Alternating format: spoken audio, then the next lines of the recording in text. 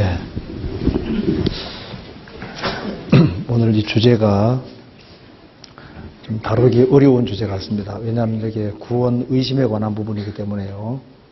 좀 민감한 주제라고 할 수 있습니다. 그런데 성경의 기준에 좀 말씀을 드려보겠습니다. 잠깐 같이 기도하시겠습니다.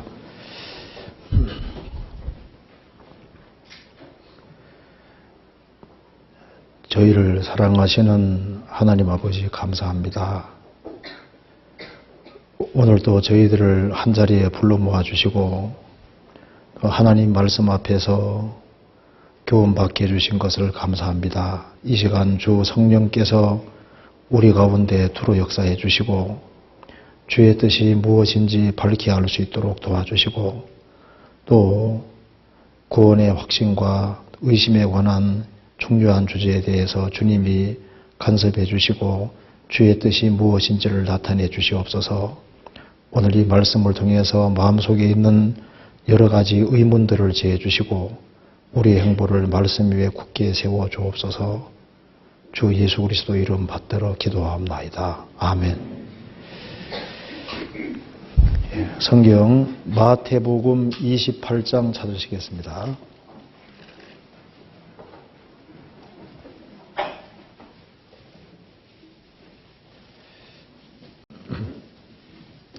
28장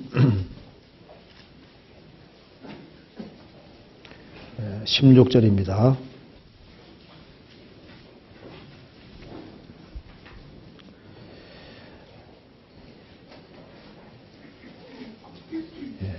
열한 제자가 갈릴리에 가서 예수의 명하시던 산에 이르러 예수를 배웠고 경배하나 오히려 의심하는 자도 있더라. 네, 거기까지입니다. 네, 오늘 특별히 구원 의심에 대해서 구원의 확신과 의심에 대해서 같이 배워보려고 합니다. 구원을 받은 사람이 여러 가지 이유로 인해서 혹시 내가 구원을 안 받은 것이 아닌가 하는 그런 의심을 갖는 일이 간혹 있습니다. 그런데 구원의 의심이 지속이 되는 것은 신앙에 큰 장애가 됩니다. 그래서 구원을 확실히 받은 사람이 구원 의심을 계속 가지게 되면은 그 사람은 신앙의 진보를 이룩할 수가 없습니다. 그래서 마귀가 불화살을 많이 쏘아야 되는데 그 중에 하나가 구원 의심이라고 하는 화살입니다. 근데 이 화살에 맞아서 몇 년 동안 비틀거리는 사람도 있어요. 어떤 사람은 아예 들어 누운 사람도 있습니다. 그래서 이 문제가 참 중요한 문제입니다. 성경에 전신갑주를 취하라고 말씀하셨죠.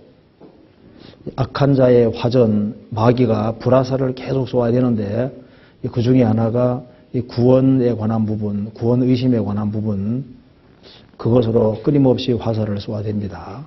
믿음의 방패로 잘 막아야 되는데요. 이 문제는 아주 민감하고 중요한 주제입니다. 그래서 마귀는 구원을 받지 아니한 사람이 구원받는 것을 절대적으로 막기 위해서 노력을 하고, 그 다음에 구원을 받은 사람이 신앙생활을 잘하는 것을 막기 위해서 여러 가지 방책을 많이 가지고 있습니다. 그 중에 하나가 구원 의심이라는 걸 집어넣는 거예요. 구원 의심. 이 화살에 좀 맞아본 사람이 있어요? 없는 사람도 있고 있는 사람도 꽤 있을 겁니다. 여기 구원 문제가 확실한 사람은 잘 참석 안 하려고 할지도 모르는데 자기 구원을 다시 한번 점검하고 싶어서 참석하신 분도 있을지 모르겠습니다. 자, 그래서 여기에 우리가 오늘 아주 너무 중요한 주제를 지금 다루고 있습니다. 이 데살로니가 전서 2장에 보면은 이 사탄이 우리를 막았다는 말이 있습니다. 이 바울 사도가 데살로니가 성도들에게 가려고 했는데 사탄이 막았다는 말이 있습니다. 마귀는 구원받지 아니한 사람이 구원받는 것을 막는 동시에 또 구원받은 사람이 신앙생활을 잘 못하게 하기 위해서 여러 가지 어떤 그물 같은 걸 많이 쳐놓고 있는 거예요. 그래서 자기의 구원 문제를 아주 확실하게 하고 빨리 의심에서 빠져나오는 것이 필요한 겁니다. 이걸 한번 구체적으로 생각해 봅시다. 먼저 제일 심각한 문제 중에 하나가 구원을 안 받은 사람이 구원받았다고 얘기하는 경우이죠. 구원을 안 받았는데 받았다고 생각하는 사람이 있습니다. 이 사람은 이제 큰일인 거지 않습니까? 성경 한번 찾아봅시다. 예레미야 8장에 찾아봅시다.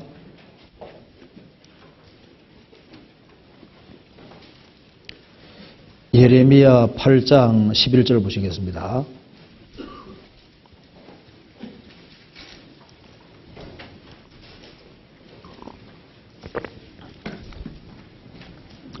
네, 8장 11절에 그들이 딸 내 백성의 상처를 심상히 고쳐주며 말하기를 평강하다 평강하다나 평강이었도다.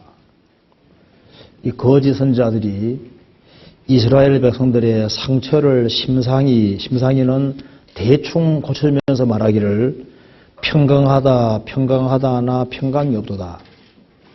고치려면은 확실히 고쳐줘야 되는데 미봉책으로 끝나버리는 겁니다. 그래서 이 구원을 받지 아니한 사람에게 이 거짓 평강을 약속해주면 그것만큼 또 큰 죄가 없는 거예요. 그렇잖아요. 이 암이 걸려서 수술 받을 사람에게 그냥 아스피린 하나 미기는 식으로 그 중병이 걸려 죽게 생겼는데 그걸 대충 치료해주는 그런 일들이 있습니다. 그러면은 그 사람을 죽게 만드는 게 되는 거지 않습니까? 그래서 교회에 정기적으로 출석을 하기 때문에 자기가 구원받았다고 생각하는 사람이 있습니다. 물론 그건 거짓이죠. 또 어떤 사람은 나는 세례받았기 때문에 구원을 받았다. 세례받은 것이 구원받은 건 아니죠. 그렇죠. 또 어떤 사람은 또 나는 방언을 한다. 그러니까 구원받은 것이 아니냐. 방언한다고 해서 구원받은 증거가 되는 것이 아닙니다. 그렇잖아요. 또 어떤 사람은 남보다 좀 착하게 살기 때문에 내가 남보다 착하게 이렇게 사는데 설마 지옥 가겠나. 그 착하게 사는 것 자체가 구원받은 증거가 되지 못하지 않습니까? 기도하다가 신비한 체험을 했다. 그것도 구원받은 증거가 되는 것이 아닙니다. 그에 많은 어떤 여러 가지 다른 것을 의지하는 사람이 있습니다. 어떤 사람은 예수님 내 마음속에 들어오라고 영접 기도했으니까 나는 구원받았다. 내 속에 들어오라고 초청해서 영접 기도하면 주님 들어왔습니까? 구원받았습니까? 아니지 않습니까? 그러니까 이 세상에는 심상히 대충 고쳐주는 그런 사람들이 있습니다. 그래서 이 구원 문제는 너무나도 중요한 건데요. 성경에서 믿음에 관해서도 여러 가지로 표현하고 있죠. 그 참 믿음, 생명 얻은 믿음, 천국 가는 믿음이 있는가 하면은 이 거짓된 믿음도 많이 있는 겁니다. 그렇잖아요.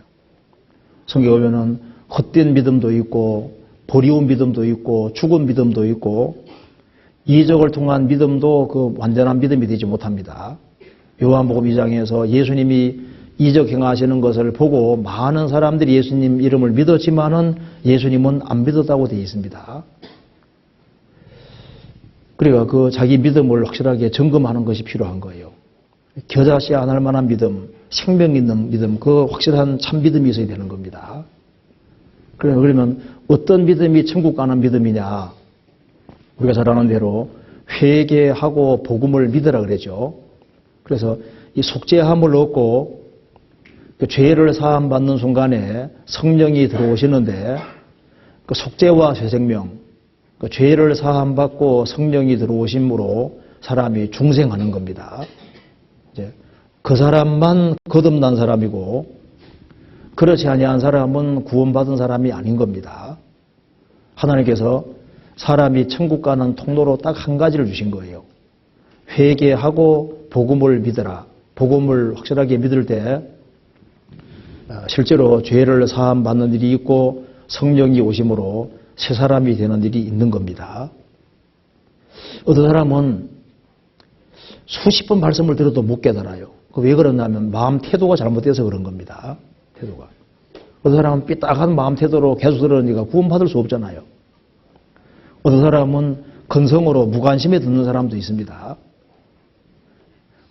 간절하게 찾고 찾아서 정말 하나님 말씀대로 거듭나는 그런 사람들이 있습니다. 그렇잖아요. 자, 그래서 구원받은 도대체 증거가 뭐냐, 그것부터 잠깐 생각해 봅시다.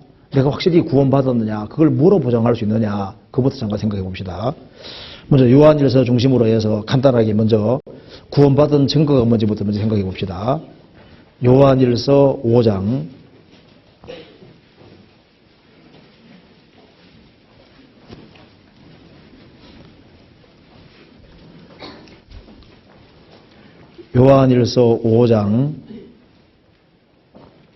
10절 같이 읽어보겠습니다.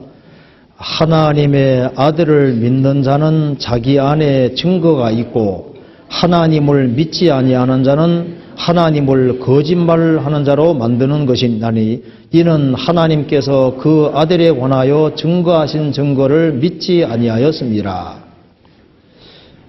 하나님의 아들을 믿는 자는 자기 안에, 자기 속에 증거가 있고 하나님의 아들을 믿는 자는 자기 안에 증거가 있고 자기 안에 증거가 있습니다. 그럼 자기 안에 무슨 증거가 있느냐? 여기에 7절 증거하는 이는 성령이시니 성령은 진리니라.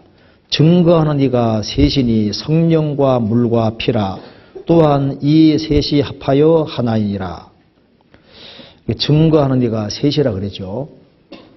성령과 물과 피라. 여기에 물은 아주 간단하게 말씀드려서 성경 속에서 죄를 씻어 주실 거라는 그 약속의 말씀이 물인 겁니다.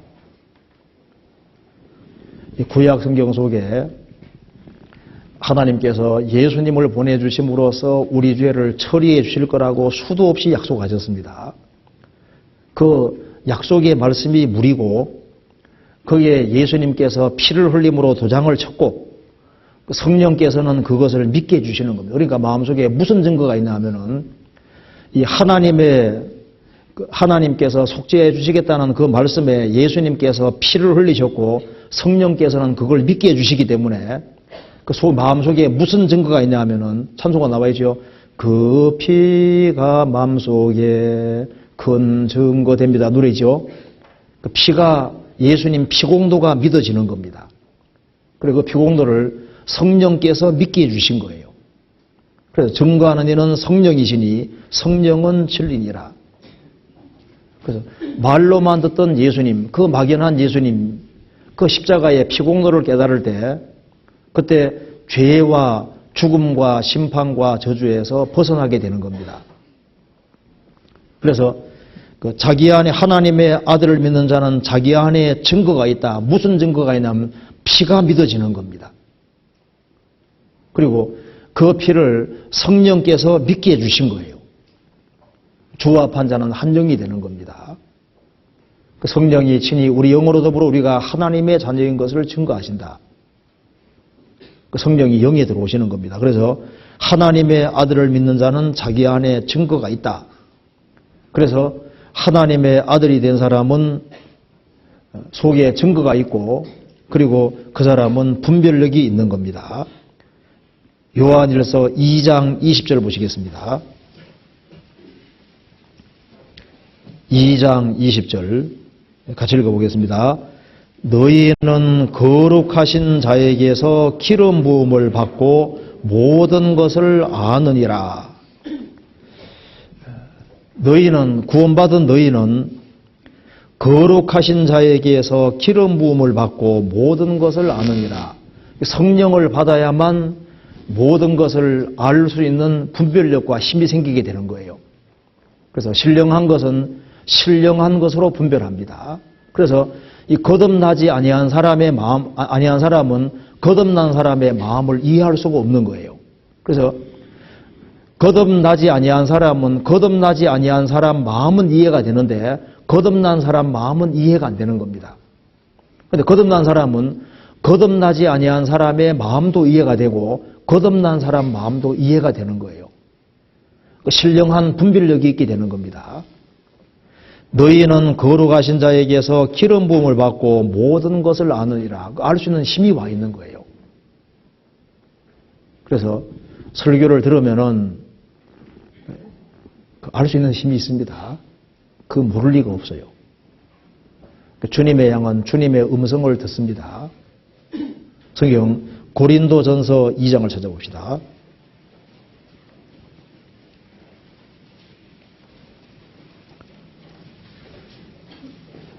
고린도전서 2장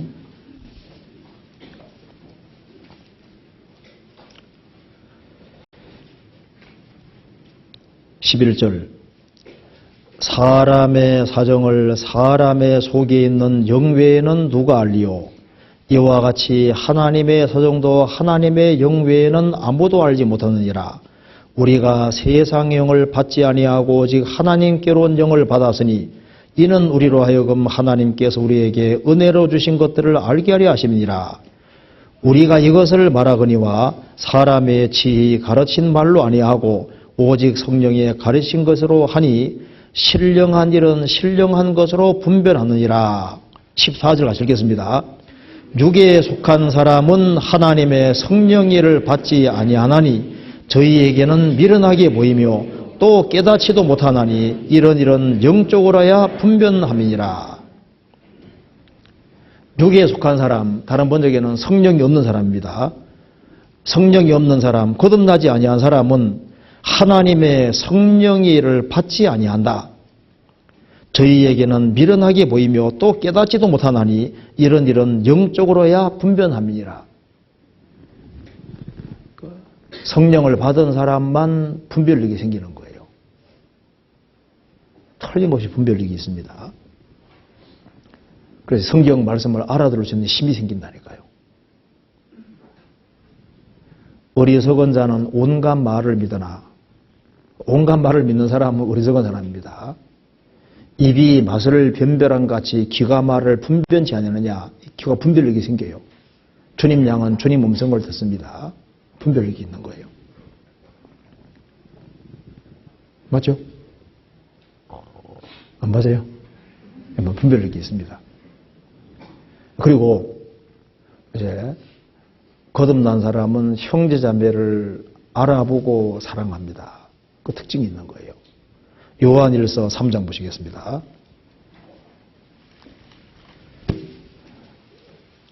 요한일서 3장 14절입니다. 3장 14절 같이 읽겠습니다. 우리가 형제를 사랑함으로 사망에서 옮겨 생명으로 들어간 줄을 알거니와 사랑치 아니하는 자는 사망에 거하느니라. 우리가 형제를 사랑함으로 사망에서 옮겨 생명으로 들어간 줄 알거니와. 우리 구원받으면 어떻게 아느냐? 형제자매를 사랑함으로 구원받은 줄 안다 그 말입니다. 그래서 구원받고 나면은 이 구원받은 사람끼리 신앙적인 교제가 되거든요. 그렇잖아요. 그런데 구원을 받았다고 말은 하는데 구원 안 받은 사람하고 더 친해. 구원 받지 아니한 사람하고는 속마음 다 터놓고 얘기를 하면서 구원 받은 사람하고는 친하지를 않습니다. 그 이상하잖아요. 성경에 분명히 말씀하기를 우리가 형제를 사랑함으로 사망에서 옮겨 생명으로 들어간 줄 알거니와 사랑치 아니하는 자는 사망에 거하느니라. 구원받은 확실한 증거는 형제자매를 서로 사랑하는 것이라고 얘기를 하고 있습니다. 그렇잖아요. 내가 누구하고 친한지 생각해 보세요. 구원받은 사람은 물과 기름처럼 구원 안 받은 사람하고 이게 안 섞입니다. 형식적인 대화는 돼도 이제 깊은 대화로 들어가려고 그러면은 서로 추구하는 바가 다르기 때문에 이게 하나가 안 되게 돼 있는 거예요. 이 섞일라 해도 안 섞여지는 금이 딱 그어져 있습니다. 그리고 또 한 가지는 요한일서가 말씀하기를 중생한 증거가 도대체 뭐냐. 거듭난 사람은 죄 가운데 안 살고 죄를 미워한다는 겁니다. 요한일서 3장 보시겠습니다. 3장 8절입니다. 3장 9절 10절 같이 읽겠습니다. 하나님께로서 난 자마다 죄를 짓지 아니하나니 이는 하나님의 씨가 그의 속에 거하며 저도 범죄치 못하는 것은 하나님께로서 났음이니라. 이러므로 하나님의 자녀들과 마귀의 자녀들이 나타나나니 무릇 의를 행치 아니하는 자나 또는 그 형제를 사랑치 아니하는 자는 하나님께 속하지 아니하니라. 하나님께 난 자마다 죄를 짓지 아니하나니. 요한일서 2장 1절에는 만일 구원받은 사람이 죄를 범하면 그 말이 있거든요. 만일 조건으로 되어 있습니다. 만일 뭐뭐 하면은, 그 말은 구원받은 사람도 죄를 지을 가능성이 있다는 걸 말하고 있습니다. 죄를 지으면은 아버지 앞에 대언자가 계시다. 죄 짓는 것이 불가능하다는 걸 말하는 건 아니다 그 말입니다. 그럼 이게 뭐냐? 하나님께로 난 자마다 죄를 짓지 아니하나니. 헬라 원어에는 이제 습관적으로 죄를 고집하고 짓는 걸 말하는 겁니다. 그렇게 하지 않는다는 겁니다. 왜냐하면 이는 하나님의 씨가 그의 속에 거하며 저도 범죄치 못하는 것은 하나님께로서 났음이니라. 거듭난 사람이 죄를 지을 가능성은 있지만은 죄 가운데 계속 살아가도 아무 일도 없다면은 그 사람은 하나님 자녀가 아니고 마귀의 자녀라는 증거다 그 말입니다. 죄를 범할 수는 있지만은 속에 거듭난 생명은 죄를 짓지 않는 생명입니다. 그렇기 때문에 거듭난 사람은 습관적으로 죄 가운데 계속 사는 일은 없다 그 말입니다. 그렇게 하면 분명히 일어서는 힘이 있는 거예요. 그런데 죄 가운데 살면서도 아무렇지도 않으면요, 그것이야말로 가짜라는 분명한 증거입니다. 그것은 바로 속에 거듭난 생명이 없다는 증거다 그 말입니다. 그리고 거듭난 하나님 자녀가 죄 가운데 살아가면은 뭐가 있습니까? 틀림없이 징계가 있게 돼 있고, 징계가 없으면 뭐라 했습니까? 사생자요 참마들이 아니니라. 그리고 거듭난 하나님 자녀는 세상을 이기는 힘이 있는 거예요. 요한일서 5장 보시겠습니다. 5장 4절입니다. 4절 5절 같이 읽겠습니다. 대저 하나님께로서 난 자마다 세상을 이기느니라. 세상을 이긴 이김은 이것이니 우리의 믿음이니라. 예수께서 하나님의 아들이심을 믿는 자가 아니면 세상을 이기는 자가 누구뇨? 대저 하나님께로 난 자마다, 거듭난 자마다 세상을 이기느니라. 거듭난 사람은 세상에 속한 자가 아니기 때문에 세상과 결국은 섞일 수 없게 되어 있는 거예요. 그래서 이기느니라, 영어로 말하면 오버컴입니다. 극복합니다.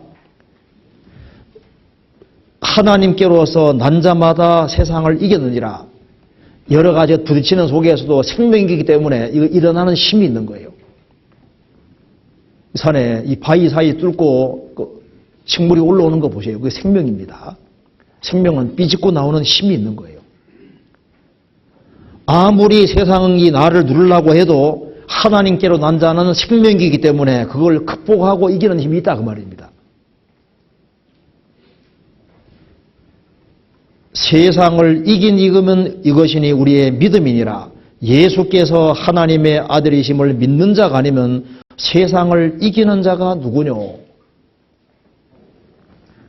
그리스도인들은 세상에 살지만 세상에 속한 자가 아닙니다. 분명히 거듭난 사람은 거듭 안 난 사람과 차이가 나게 돼 있어요.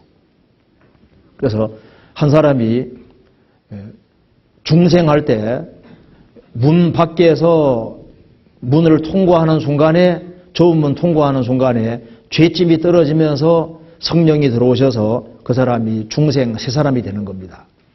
그건 딱 한 번밖에 없습니다. 중생은 한 번 있고 그 다음에는 좁은 길을 걸어가는 거예요. 그래서 성령이 한번 들어오시면 다시 나갈 수가 없습니다. 그래서 구원은 다시 받는 일은 없어요. 자, 그러면 여기서 우리가 먼저 불신과 의심의 차이를 좀 생각해 봐야 됩니다. 또 불신은 도대체 뭐냐? 불신이라는 것은 그 사실을 부정하는 것이 불신이잖아요. 모든 불신은 정죄의 대상입니다. 불신이라는 것은 사실을 부정하는 것이 불신입니다. 그렇죠? 예수님이 엄연히 죽으시고 부활하신 것이 사실인데 그것을 부정하는 사람은 그건 불신자고 그건 불신하고 있는 거예요. 의심이라는 것은 불신과 다릅니다. 마태복음 28장 찾아봅시다.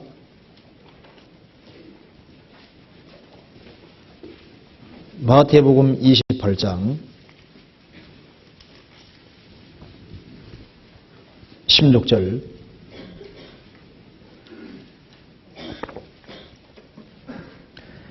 열한 제자가 갈릴리에 가서 예수의 명하시던 산에 이르러 예수를 배웠고 경배하나. 죽으시고 부활하신 예수님을 예수님의 열한 제자들이 다 봤습니다. 봤는데 오히려 의심하는 자도 있더라. 그럼 예수님 제자들은 불신자가 아니잖아요. 분명 그리스도를 믿고 있는데 진짠가 의심했다고 되어 있잖아요. 의심. 그 의심이라는 것은 자연스러운 현상일 수도 있습니다. 그 의심하고 불신은 다른 거예요. 불신이라는 것은 사실을 완전히 부정하는 것이 불신이고, 의심이라는 건 믿고 있는데 혹시나 아니면 어떡하나 하는 그런 잘못된 생각이 떠오를 때 그걸 의심이라고 하는 겁니다. 의심. 그러니까 불신과 의심은 다르잖아요. 부활하신 예수님을 본 사람들은 다 구원받은 사람입니다. 구원을 받은 사람에게만 예수님 부활한 걸 보여줬다고 돼 있어요. 예수님 제자들은 분명히 구원을 받은 사람이지만은 부활한 걸 확실히 보고도 의심했더라. 의심하는 자도 있더라. 그래서 루터가 이런 말을 했습니다. 새가 내 머리 위로 날아다니는 것은 내가 막지 못한다. 그렇지만 내 머리 위에 둥지 트는 건 내가 막을 수가 있다. 즉 스치고 지나가는 생각들은 내가 못 막는다 그 말입니다. 여러 생각들이 막 떠오르지 않습니까? 지나가는 그건 못 막는데 내 머리에 둥지 트는 건 막을 수가 있잖아요. 구원을 받은 사람이라 할지라도 이 스치고 지나가는 생각들, 혹시 이게 아니면 어떡하지? 하나님이 안 계시면 어떡하지? 뭐 별 생각들이 올라오지 않습니까? 이건 분명히 사실인데 막 새처럼 막 휙 날아다니는 거예요. 막 이런 생각들은 지금 여기 계신 분 중에도 막 생각이 막 지나가고 다니거든요. 스치고 지나가는 생각, 그 생각은 못 막는 거예요. 그거는 세월이 지나야 되는 겁니다. 그리고 또 한 가지 알아야 될 것은 영하고 마음이 있잖아요. 성령이 어디에 들어오십니까? 성령이 영에 들어오시지 않습니까? 주와 판자는 한 영입니다. 그럼 영하고 마음은 똑같아요? 달라요? 영하고 마음은 좀 다릅니다. 고린도전서 14장 찾아봅시다. 고린도전서 14장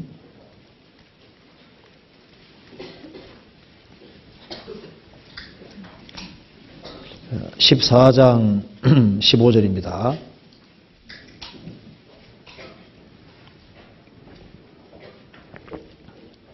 14장 15절 같이 읽어보겠습니다. 그러면 어떻게 할꼬? 내가 영으로 기도하고 또 마음으로 기도하며 내가 영으로 찬미하고 또 마음으로 찬미하리라. 영하고 마음이 똑같습니까? 다릅니까? 똑같으면 이렇게 표현할 리가 없죠. 내가 어떻게 알고 내가 영으로 기도하고 마음으로 기도하며 내가 영으로 찬미하고 또 마음으로 찬미하리라. 영하고 마음은 좀 다른 거예요. 그래서 이 자기 마음은 믿을 만한 게 못 됩니다. 자기 마음은 이게 왔다 갔다 할 수 있는 거예요. 그리고 또 한 가지 알아야 될 것은 구원을 받았다 할지라도 자기가 지금까지 살아온 사고방식들을 많이 가지고 있습니다. 그리고 구원을 받았을지라도 성경과 충돌되는 생각들을 많이 가지고 있을 수 있는 거예요. 그래서 성경 읽으면서도 자기 생각과 부딪힐 수 있고, 성경과 접하면서 또 설교 들으면서 자기가 기존에 알아왔던 사고방식하고 충돌되는 일이 생겨서 그것 때문에, 충돌 때문에 가끔 의심이 생기고 혹시 내 생각이 옳지 않을까 이런 생각이 들 수 있다고 말입니다. 성경 찾아봅시다. 고린도후서 11장 10장 봅시다. 고린도 10장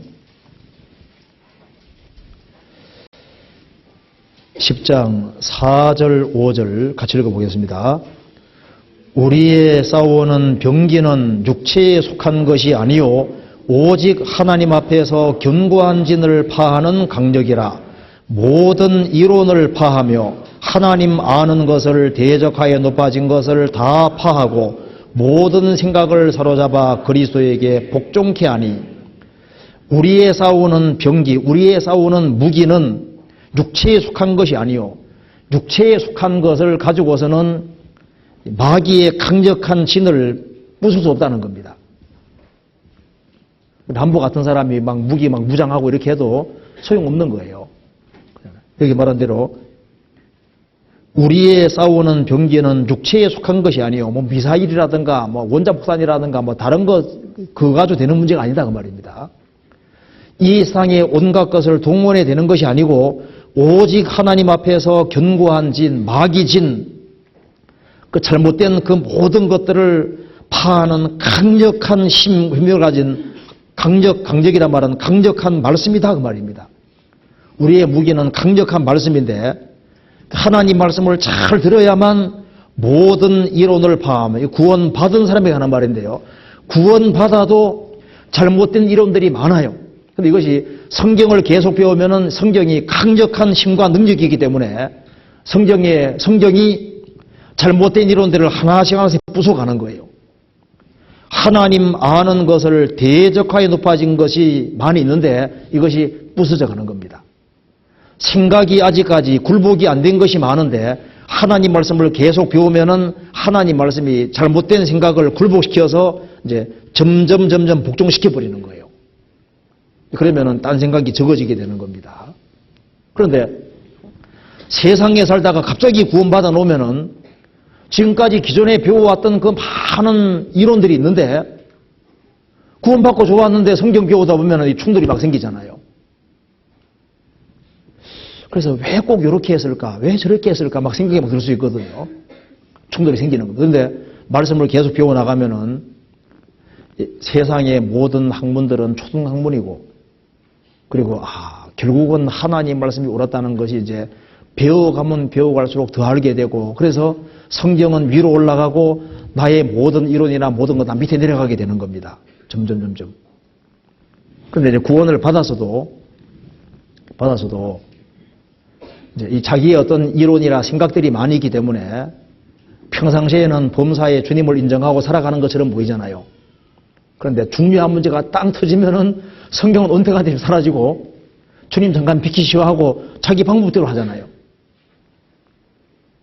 그런 게 없는 모양이다. 그러다 보면 일을 그르치게 되잖아요.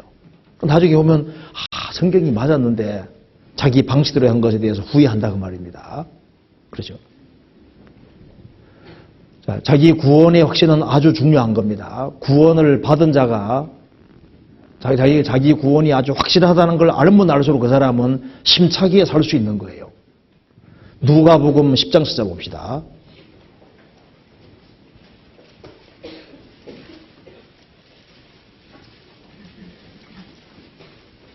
10장 17절입니다.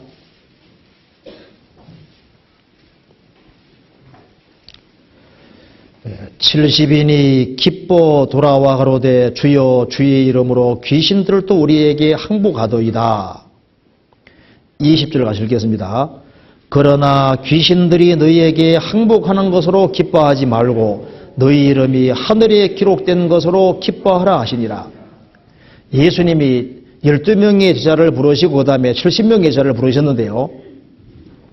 그 70명의 제자들이 예수님 말씀대로 나가서 전도하니까 귀신들도 항복하는 걸 봤습니다. 그래서 너무너무 기뻐하면서 돌아왔는데요. 예수님 말씀하셨습니다. 그러나 귀신들이 너희에게 항복하는 것으로 기뻐하지 말고 너희 이름이 하늘에 기록된 것으로 기뻐하라. 70명의 제자들의 구원을 주님이 보장해 주셨습니다. 이 70명은 존 폭스의 순교사화에 보면 다 순교했다고 되어 있습니다. 복음 전하다가. 그들은 주님께로부터 약속을 받았고 그 믿음이 아주 확실하기 때문에 그 사람들은 전부 다 순교했습니다. 그리스도가 나를 사랑하시고 나를 위해서 죽으시고 부활했다는 것을 확신하면 확신할수록 그 사람은 더 힘있게, 더 능력있게 살아갈 수 있는 겁니다. 그렇잖아요. 그러니까 구원의 확신은 아주 중요한 문제가 되는 거예요. 그런데 이 남의 구원을 쉽게 판단하는 것은 위험합니다. 성경에 남의 보증되지 마라 그러죠. 보증되기 싫어하는 자는 안전하다고 했습니다. 그래서 이 사람은 구원입니다. 구원이 아닙니다. 구원이라고 함부로 보증해 주면 안 돼요. 그 사람 속에 들어가 볼 수 없잖아요. 또 그리고 자기 봤을 때는 구원이 아닌 것 같은데 시원찮기 때문에 구원이 아니라고 정죄해줘도 안 됩니다. 왜냐하면 그 사람 속에 안 들어가 봤잖아요. 그러니 성경이 말씀하기를 가만두어라 그러잖아요. 조금 지켜볼 필요가 있다 그 말입니다. 좀 지켜봐야 됩니다. 성경에서 봅시다. 마태복음 13장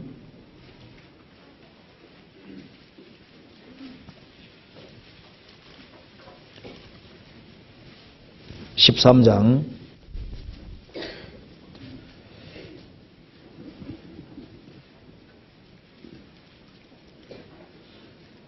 29절입니다. 주인이 가로되 가만두어라. 가라지를 뽑다가 곡식까지 뽑을까 염려하노라. 둘 다 추수 때까지 함께 자라게 두어라. 추수 때 내가 추수꾼들에게 말하기를 가라지는 먼저 거두어 불사르게 단으로 묶고 곡식은 모아 내 곡간에 넣으라 하리라. 곡식 가운데 가라지가 있는데 가라지를 뽑기를 원하시나이까 하니까 예수님께서 말씀하시기를 가만두어라. 가라지를 뽑다가 곡식까지 뽑을 것 염려하노라. 영 가라지같이 보였거든요. 가라지라고 뽑아냈는데 보니까 알고 곡식인 거예요. 그러시잖아요. 바울 사도는 이 사람이 형제인 줄 알았는데 바울 사도가 거짓 형제 중에 위험을 당하고 말이죠. 바울 사도가 이 사람은 형제인 줄 알았는데 보니까 형제가 아니었던 거예요. 또 여기 가라지인 줄 알았는데 보니까 곡식인 겁니다. 어떻게 구별하느냐? 가만두어라. 조금 시간 지나가면은 드러나게 돼 있어요. 가라지는 시간 지나가면 어떻게 됩니까? 빳빳해지죠. 피 같은 거 보셨죠? 빳빳해집니다. 세월이 지나갈수록 빳빳해지거든요. 곡식은 시간 지나면 탁 고개 숙이죠. 구원을 받은 사람과 안 받은 사람은 시간 지나가면 자연스럽게 드러나게 되어 있습니다. 그러니까 정말 이 성경 속에서 바울 사도가 누구누구 이름은 생명의 책에 있다고 아주 보장하면서 얘기했잖아요. 빌립보서 4장에서. 누구누구 이름이 생명의 책에 있느니라. 왜? 그들의 신앙이 아주 확실하기 때문에 보장한 겁니다. 그런데 이 사람은 구원이다 아니다 그런 것을 간증만 듣고 너무 쉽게 판단하는 것은 위험할 수 있어요. 우리 교회 초창기 때도 누가 막 간증 똑부러지게 하는 사람이 있으면 막 불려다니면 전국구가 돼가지고 그런데 나중에 계시면 없어지거든요. 그 간증 잘한다고 진짜 구원 받았을까? 조금 가만두어라. 예수님 말씀이 이게 지혜인 거예요. 가만두어라. 조금 시간 지나가면은 딱 드러나게 돼 있습니다. 시간이 지나가면은 그의 열매로 그들을 알지니 시간 지나가면 드러납니다. 어떤 사람은 구원 받았는데 쿡을 잠자는 사람도 있거든요. 자는 자여 죽은 자들 가운데서 깨어 일어나라. 분명히 불신자들 속에 섞여 있지만은 구원 받은 사람도 있는 거예요. 어떤 사람 구원 받았는데 오랫동안 신앙생활 안 했습니다. 나중에 교회에 돌아왔어요. 돌아와서 말씀을 계속 배우는데 그때 받은 게 확실한 거예요. 구원받은 게 확실한 사람은 또 다시 살아나거든요. 그러니까 가만두어라. 가만두어라. 자, 그래서 이제 그리고 다음 좀 생각해 봅시다. 바르게 살 의지가 없이 구원의 확신만 하려는 사람이 있습니다. 그 사람은 계속 헷갈릴 겁니다. 바르게 주 안에서 정말 바르게 살 의지가 없으면서 구원의 확신만 하려고 하는 사람이 있습니다. 그 사람은 계속 헷갈릴 거예요. 그런 사람에게 주님 확신 주지 않습니다. 구원을 받지 않아서도 살아계신 하나님 앞에서 피조물로 바르게 살 의지를 가지고 바르게 살아야 되는 겁니다. 구원을 안 받은 사람도 피조물로서 바르게 살아야 되는데 내가 구원 받았는지 안 받았는지를 확실히 하기 위해서 구원 받았다고 생각하는 사람, 그 사람은 당연히 더 주 안에서 더 바르게 살라는 의지를 가지고 행할 때 주님이 깨닫게 도와주시는 거예요. 이 머리로만 이렇게 막 생각하면 항상 헷갈리게 돼 있는 거예요. 헬라 사람들은 헬라어는 이제 주어가 나가고 동사가 그 다음 나가잖아요. 그런데 히브리어는 동사가 먼저고 주어가 뒤에 나갑니다. 일단 움직이는 것부터 먼저거든요. 그러니까 창조하시니라 하나님 이렇게 나가는 거예요. 간다 나는 이렇게 나가는 겁니다. 원래 히브리어 그렇게 돼 있거든요. 동사부터 먼저 쓰는 특별한 히브리어 그렇게 돼 있는 거예요. 그리고 성경 사랑장 나와요. 사랑장. 사랑은 오래 참고 이 사랑장 자체가 전부 다 동사로 돼 있습니다. 사랑은 전부 다 움직이는 거다 그 말입니다. 그리고 여기에 내가 정말 구원 받았을까 안 받았을까 한번 헷갈리는 사람 있지 않습니까? 그 사람들 바르게 살 의지가 없으면서 구원의 확신만 하고 자기 구원 보장만 받고 멋대로 살라는 사람 있지 않습니까? 그런 심보 가진 사람은요 계속 헷갈리게 되어 있습니다. 그런 사람에게 확신 주지 않습니다. 성경 요한복음 7장 보시겠습니다.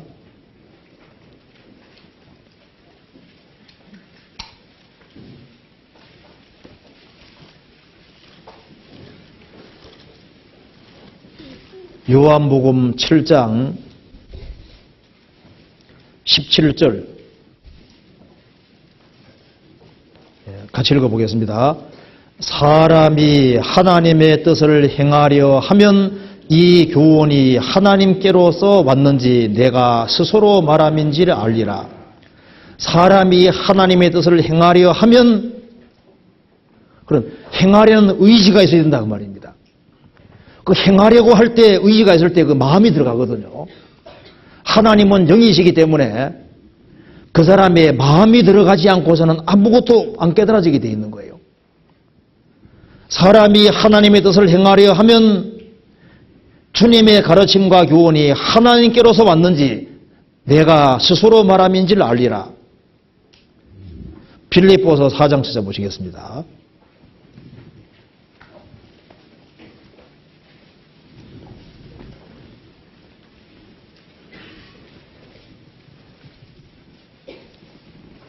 자, 4장 9절에 보시겠습니다. 너희는 내게 배우고 받고 듣고 본 바를 행하라. 그리하면 평강의 하나님이 너희와 함께 계시리라. 평강의 하나님이 함께 계셔야만 평강이 있고 문제가 해결될 거 아니에요.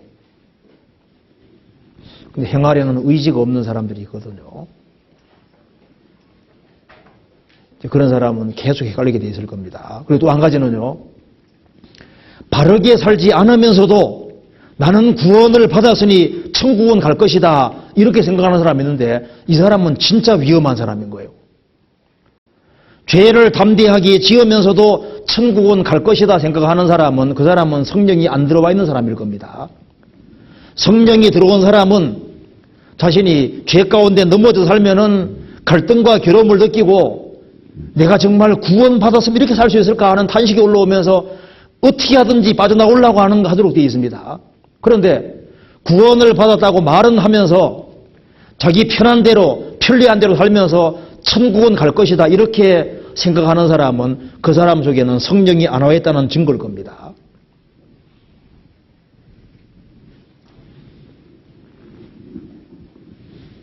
천당은 가니까 나는 막 살아도 된다고 막 살 수 있겠어요?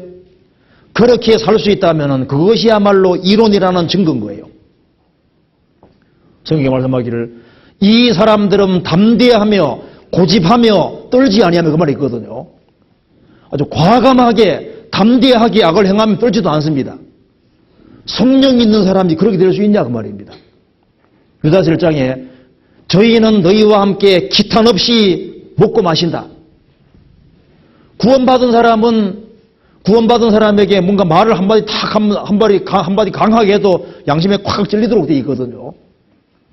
간증 안 하려고 했는데 괜히 간증시켜서 약간 간증이 조금 약간 흐트러지고 하면요. 집에 가서 고민이 돼야 안 돼요. 그때 간증하지 말아야 되는데 왜 내가 간증해가지고 막부터 갈등과 고민이 생기고 그래야지 정상 아니에요? 그런데 말도 담대하게 팍팍팍 함부로 행동하면서도 아무렇지도 않아. 그럴 수 있냐 그 말입니다. 그래 놓고도 남을 넘어뜨려 놓고도 아무렇지도 않고 나는 천당은 가 하면요.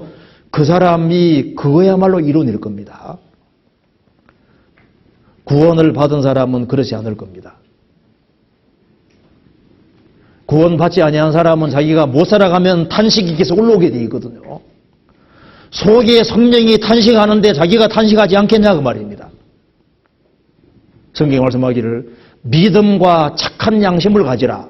어떤 사람이 이 양심을 버렸고 믿음에 관하여는 벗어나였느니라. 자기 양심을 버리고 담대히 악을 행하는 사람은 믿음 자체가 잘못됐다고 바울 사도가 판단했습니다. 그리고 진리를 대적하면서도 거듭났다고 생각하는 그런 거듭난 게 있을 수가 없잖아요. 그렇잖아요. 우리는 진리를 거스려 아무것도 할 수 없고 진리를 위한 뿐이라고 했는데 진리를 대적하고 항상 불평불만을 토하고 교회를 대적하고 불평불만을 토하는 사람 나중에 보면은 성령이 없는 자인 거예요. 그렇잖아요. 성령이 있으면 다릅니다. 그 성경에 말씀하기를 경건의 모양은 있으나 경건의 능력은 부인한 자니 이 같은 자기들에게서 내가 돌아서라. 그러면서 항상 배우나 마침내 진리의 지혜로 이룰 수 없느니라. 항상 배우지만 못 깨닫습니다. 형식에 불과하니까 못 깨닫는 거예요. 그래서 이 교회 안에 오랜 세월 지나도 하나도 안 바뀌는 사람이 있거든요. 나중에 열매가 없는데 이상하게 보니까 밑둥지부터 뽑혀 있는 거예요. 뿌리까지 뽑혀 있는 겁니다. 근본 문제가 해결이 안 되어 있는 거예요. 유다서 1장 찾아보시겠습니다.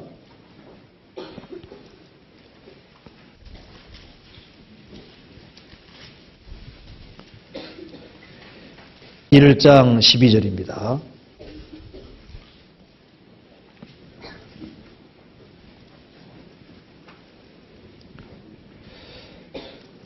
저희는 기탄 없이 너희와 함께 먹으니 너희 애찬의 암초요 자기 몸만 기르는 목자요 바람에 불려가는 물 없는 구름이요 죽고 또 죽어 뿌리까지 뽑힌 열매 없는 가을나무요. 저희는 기탄 없이 너희와 함께 먹으니 구원받은 사람은 구원받은 사람 속에서 뭔가 잘못한 것이 있으면 항상 끓이김이 있도록 되어 있습니다. 그런데 잘못하면서도 아무 끓이김도 없어요. 너희 애찬의 암초다. 항상 문제를 일으키는 사람이 있거든요. 나중에 보니까 죽고 또 죽었다. 열매 없는 것도 죽은 건데 보니까 뿌리까지 뽑혀 있으니까 근본이 잘못됐더라 그 말입니다. 그러면서 한 장 넘겨봅시다. 16절 이 사람들은 원망하는 자며 불만을 토하는 자며 그 정욕대로 행하는 자라. 그 입으로 자랑하는 말을 내며 이 일을 위하여 아첨하느니라. 이 사람들은 원망하는 자며 항상 원망투성입니다. 항상 불만이에요. 그리고 자기 멋대로 행하고 입으로는 자랑의 말을 내는데 목적은 이익을 위해 아첨한다 그 말입니다. 그러면서 19절에 같이 읽어봅시다. 이 사람들은 당을 짓는 자며 육에 속한 자며 성령은 없는 자니라. 보니까 구원을 안 받았더라 그 말입니다. 구원받은 사람은 자기가 진짜 구원받았기 때문에 구원받은 거 하나만 가지고도 얼마나 감사하냐 그 말입니다. 구원받은 사람은 인생의 목적이 달성됐거든요. 내가 아무리 고생해도 구원받은 게 확실하면은 내가 고생한 것에 대해서 보상으로 충분한 거예요. 이 방주 안에 까마귀와 비둘기가 있었습니다. 오랫동안 딱 가다 두고 난 이후에 까마귀 탁 내보내니까 까마귀 어떻게 했습니까? 창세기 발장에 이리저리 날아다니면서 방주에 안 들어오는 거예요. 계속해서 끝까지 안 들어옵니다. 왜? 사체들이 많이 늘려 있으니까 사체 먹느라고 안 들어오는 거예요. 오랫동안 부모님 품에 갇혀 있었다가 이제 사회에 탁 내놓으면요, 얼씨구나 하고 나가서 절대 안 들어오네. 구원받은 무리 가운데 안 들어오네. 영영 세상으로 가버린 사람이 있습니다. 나중에 보면 까마귀였습니다. 어떤 사람은 집안에서 신앙생활을 하는 둥 마는 둥 했는데 내보냈거든요. 내보내놓으니까 갈 데가 없는 거예요. 비둘기처럼. 비둘기 들어오지 않습니까? 결국은. 구원받은 무리 가운데 이게 여기가 내 곳이 내가 있을 곳이라는 거 안다 그 말입니다. 이 마태복음 12장 보면은 한 사람에게 더러운 귀신이 나갔습니다. 왜? 그 사람이 깨끗하게 살려고 하니까 아예 못 살겠다고 나가버렸다 그 말입니다.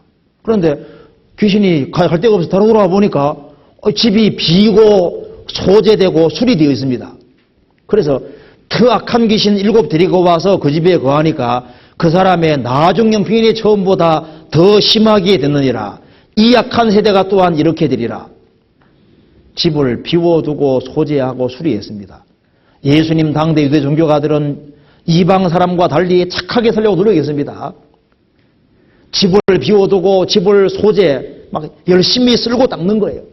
그리고 집을 수리하는 것처럼요, 도덕적으로 깨끗하게 살기 위해 고치기 위해서 노력을 했습니다. 그러지만은 집을 비워두고 주님을 영접하지 않은 거예요. 그러니까 나중에 더 악한 귀신이 공격하고 들어오니까 훨씬 더 악하게 돼서 예수님 대적자들이 돼버렸잖아요. 한때는 구원받은 사람과 연결된 것처럼 보이는데 복음이 착하게 살아보려고 했는데 술도 끊고 담배도 끊었는데 착하게 살려고 하고 세상 더러움을 피했는데 속에 주님이 안 와 계신 사람은 결국에는 더 큰 유혹과 시련이 주어지면요, 그러면 세상으로 완전히 가서 그전보다 훨씬 더 악하게 되는 사람도 있습니다. 그러면서 그 사람들을 구원 안 받은 사람이라고 말하고 있잖아요. 성경에서 봅시다. 베드로후서 2장 보시겠습니다.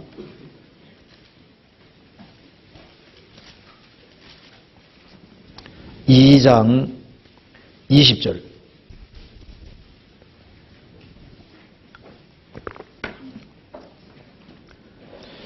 만일 저희가 우리 주 되신 구주 예수 그리스도를 알므로 세상의 더러움을 피한 후에 다시 그 중에 얽매이고 지면 그 나중 형편이 처음보다 더 심하리니 의의 도를 안 후에 받은 거룩한 명령을 저버리는 것보다 알지 못하는 것이 도리어 저희에게 나으니라. 그나마 읽겠습니다.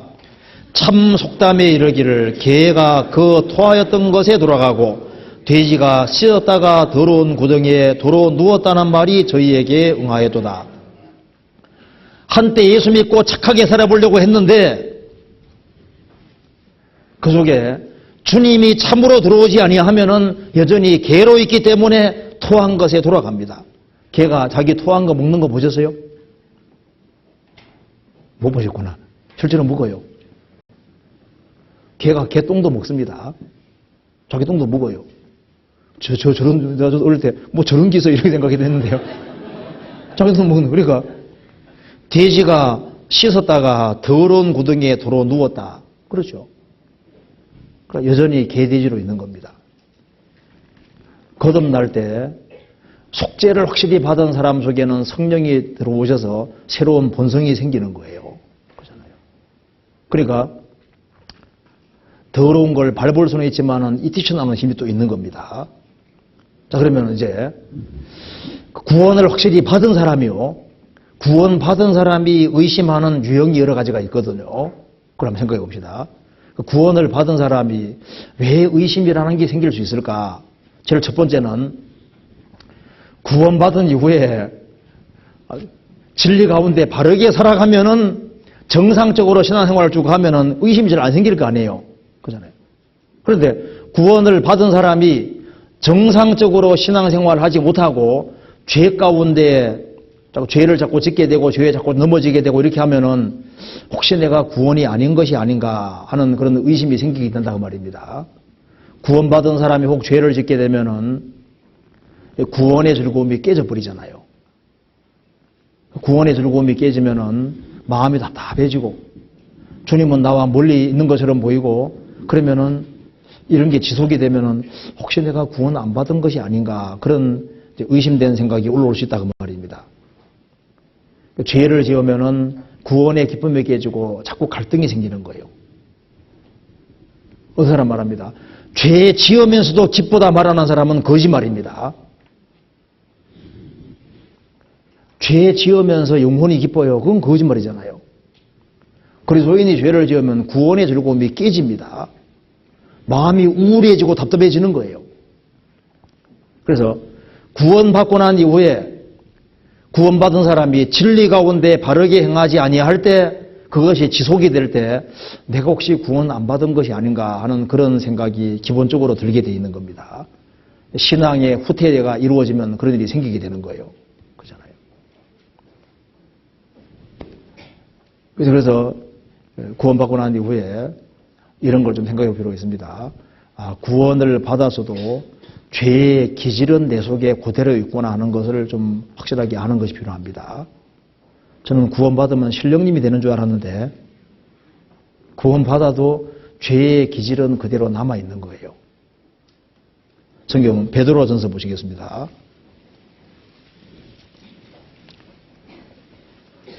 1장 23절입니다.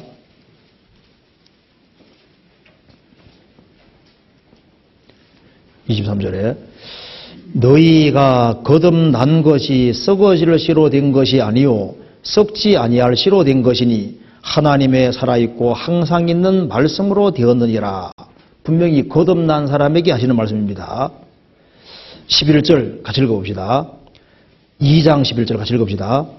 사랑하는 자들아 나그네와 행인 같은 너희를 권하노니 영혼을 거스려 싸우는 육체의 정욕을 제어하라.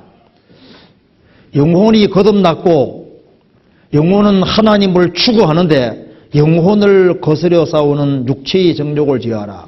영혼을 거스려 싸우는 것이 내 속에 있는 거예요.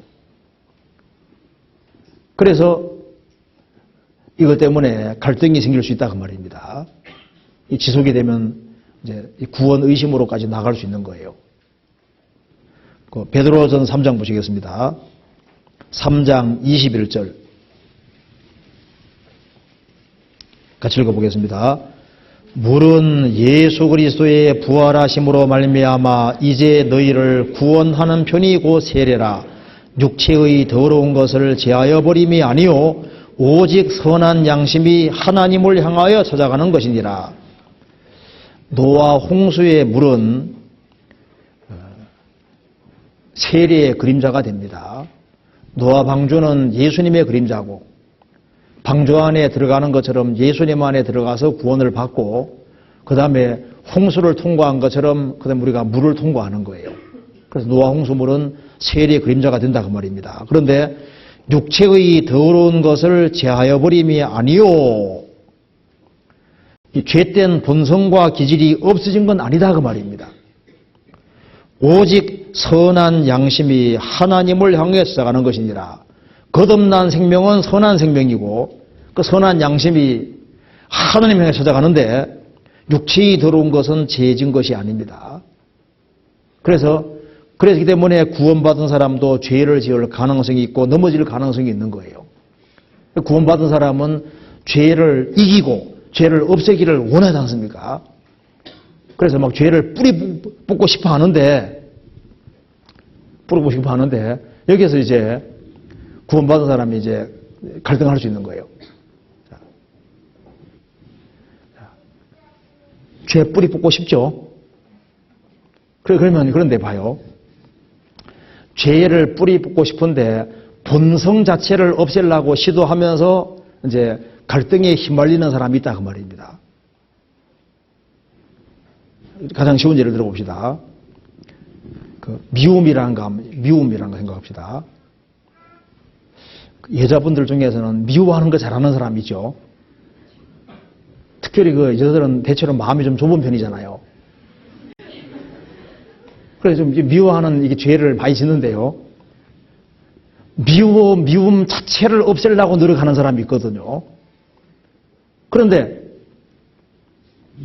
미움 자체를 없애보려고 기도도 많이 하고 많이 해본다 그 말입니다. 그런데 미움 자체가 없어지는 게 아니거든요. 미운 짓 하는데 하나도 안 미우면 그것도 이상한 거잖아요. 그잖아요. 누가 내게 아주 너무나도 억울한 일을 행하면은 분이 올라오지 않습니까? 그 분한 마음조차도 하나도 안 올라오게 그 올라오는 거 자체 가지고 이제 고민하기 시작하면은 이제 그러면은 그때부터 약간 이렇게 이제 고민으로 빠져들기 시작하는 거예요. 이거 성경 한번 찾아봅시다. 갈라디아 찾아봅시다. 5장.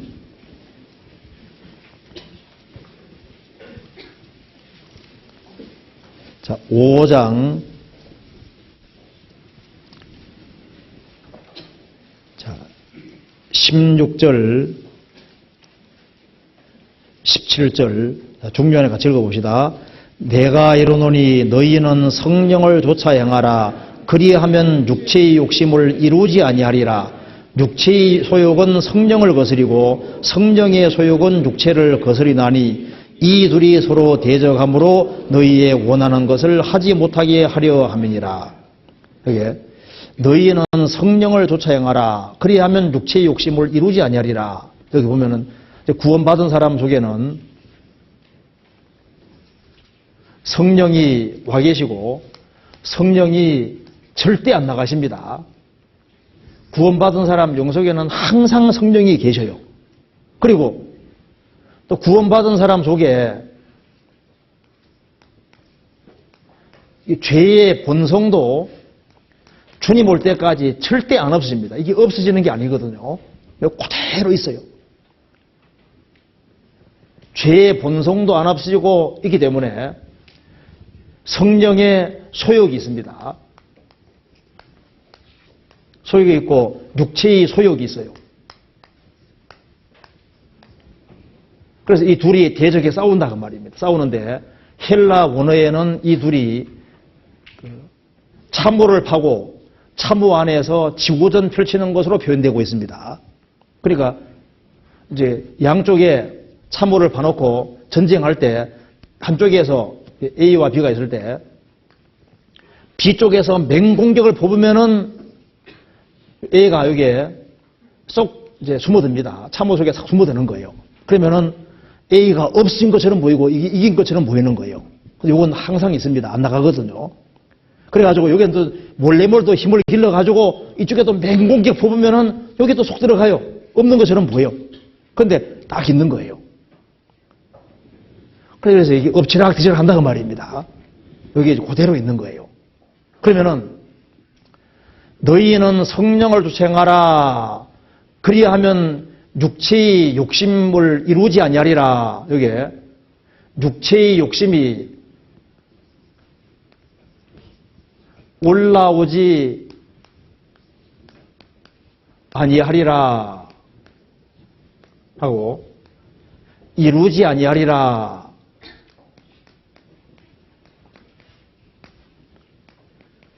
똑같습니까? 다릅니까? 다르죠. 그러니까 성경에 뭐로 되어 있습니까? 이루지 아니하리라. 이렇게 되어 있습니다. 올라오지 아니하리라가 아니거든요. 근데 구원받은 사람은 뭐로 고민하냐 하면은 왜 이런 게 올라올까? 이제 이거로 고민하는 거예요. 이것이 올라오지 말아야 되는데, 이게 왜 올라오냐, 그 말입니다. 나는 절대 안 미워하고 싶은데, 왜 내가 이렇게 꼭 미워해야 될까? 그 고민을 하거든요. 자, 봐봐. 여기 봅시다. 여기 봐요. 내가 돈에 너무너무 궁한데, 황금이 뚝 떨어져 있거든, 황금이. 그러면은, 본성이 어떻습니까? 갖고 싶다는 마음이 탁 올라오죠? 야, 저거 팔면 돈 되겠다. 이 마음이 올라온다, 그 말입니다. 그러면, 속에 두 마음이 싸우죠? 안 돼. 한쪽엔, 안 되기는 왜 안 돼? 하고 가져갑니다. 그러면 죄로 구성되잖아요. 근데 이제 구원받은 사람은, 왜 내게 이 마음이 올라올까? 이 마음 자체가 안 올라와야 되는데, 이제 이것으로 고민하는 사람이 있어요. 워낙 민감하니까. 그죠? 갖고 싶은데 탁 마음이 탁 올라오는 것까지는 이건 본성에 속하는 겁니다. 그러면 요까지는 죄로 구성되는 거 아니거든요. 그러면 안 돼 하고 돌아서면 죄 안 지은 거잖아요. 그런데 내가 왜 이런 마음 가졌지? 이 마음 자체를 없애야 되는데 하고 자기를 학대하는 사람이 있습니다. 그러면은 이제 금욕으로 나가게 되는 거예요. 자기 통제로 나가는 게 아니고. 누가 미운 짓 할 때 미운 마음이 확 올라옵니다. 그까지는 본성이잖아요. 이러면 안 돼 하고 돌아서면 괜찮은 건데, 죄 지은 게 아닌데, 왜 내가 이런 마음이 올라올까? 이 마음을 없애야 되는데 하고, 이제 이것 때문에 고민하기 시작하면요. 없어진 것처럼 보이는데, 더 극한 어려운 상황이 좀 또 올라오거든요. 열받는 상황이 좀 또 올라온다, 그 말입니다. 그렇잖아요. 그런데 성령을 투쟁하면은 그런 마음이 올라오지만 탁 죽이고, 딱 돌아서면 되는 건데, 구원받은 사람은 이것이 왜 올라올까? 쉽게 말하면 식욕을 없애고 싶은데 이게 왜 올라올까? 그렇게 고민하는 거예요. 배가 좀 있으면 꼬르륵 하거든. 이게 왜 올라올까? 이게 올라오지 말아야 되는데 이렇게 고민하면 안 되잖아요. 육체의 욕심이 올라오지 아니라 올라오는 건 자연스러운 건데 이걸 굴복시키고 이게 딱 돌아서면은 된 겁니다. 그렇지 않습니까? 구원받은 사람 중에 아주 민감한 사람들이 있어요. 그래 아주 완전히 신령님이 되고 싶어하는 사람이 있거든요. 막 절대 미워하는 마음도 없고 막 절대적으로 아주 온전하게 딱 되려고 이제 그렇게 하는 사람이 있는데, 그런데 그래 된 것처럼 보여도 이건 남아 있는 거예요. 항상 속에 다 있습니다. 그래서 성경 말씀하기를 성령에 공급받고 정상적으로 살아가면은 죄악의 파도가 많고 올라오지만은 그 성령의 도우심으로 그걸 굴복해 가면서 정상적으로 신앙생활을 할 수 있는 거예요. 그러니까 성경에서 말씀하는 건 금욕이 아니고 절제와 통제를 말하는 겁니다. 그러니까 성경에서 명백하게 죄로 된 것은 그냥 팍 끊어버려야 되잖아요. 그런데 사람에게 원래부터 있는 본성에 속한 것 자체를 없애려고 하는 것은 금욕에 속하는 거거든요. 식욕이라는 건 원래 주어진 건데 그거 존재 씨를 말려버리려고 하는 것은 금욕으로 나가는 거예요. 그러니까 밥을 막 가능하면 안 먹이는 사람 있지 않습니까? 막 쫄쫄 굶기면서 아주 죽지 않을 만큼만 이렇게 먹이는 사람, 그렇게 하는 사람이 있어요. 그 금욕으로 가는 사람인 거예요. 성경에 제때 먹는 자 복 있다고 돼 있잖아요. 그렇잖아요. 그러니까 성경에서는 절제, 자기 통제를 말하는 것이지 본성 자체를 컨트롤하고 그렇게 나가야 되는 거예요. 어쨌든 간에 여기서 구원받은 사람이 자기 속에 어떤 특별한 어떤 죄 하나에 걸려가지고 그 죄를 꺾지 못하기 때문에 그것 때문에 계속 넘어지면서 내가 이런 것이 있으니까 혹시 구원 안 받은 것이 아닌가 하고 계속 고민하는 그런 사람이 있을 수 있다 그 말입니다. 그잖아요. 그래서 우리 전도편에서 가끔 이렇게 하잖아요. 구원받은 사람 속에는 속 사람은 새라면은 그 사람은 쥐 이렇게 예를 들고 있지 않습니까? 한쪽에는 날아가려는 본성, 한쪽에는 지구문으로 들어가려는 본성, 이 두 본성이 막 싸우는 거예요. 구원받은 사람에게 그런 두 싸움이 있습니다. 그래서 신앙생활을 잘하기 위해서는 하나님이 명백하게 죄라고 생각하는 것은 아주 과감하게 처리 빨리 해야 됩니다. 그래야만 구원의 심에서 벗어날 수 있거든요. 성경 아가서 찾아봅시다. 2장.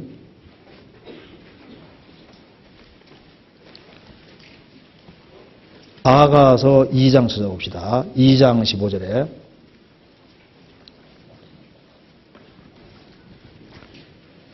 (2장 15절) 같이 읽어봅시다. 우리를 위하여 여우고 포도원을 허는 작은 여우를 잡으라. 우리의 포도원에 꽃이 피었음이니라. 포도원에 작은 여우 용답하면은 열매를 맺지 못하게 됩니다. 그래서 포도원을 허는 작은 여우를 잡으라. 우리 생활 속에서 열매 맺는 것을 막는 그 숨은 죄들이 바로 이 작은 여우가 되는데 그것을 잡아 없앨 때 구원의 즐거움이 회복이 되는 거예요. 그래서 이 죄 가운데 살아가면서는 구원의 즐거움이 회복이 안 되거든요. 그래서 죄를 자복하고 버림으로써 버릴 때 구원의 즐거움이 회복이 되고 그래서 정상적인 신앙생활이 될 수 있는 겁니다. 그러니까 첫 번째는 왜 의심이 생기느냐? 지속적으로 죄와 관련을 맺기 때문에 그것 때문에 의심이 생길 수 있다고 말입니다. 성경 시편 51편 봅시다. 시간이 많지 않기 때문에 빨리빨리 진도 나가야 되겠습니다. 시편 51편 12절을 보시겠습니다.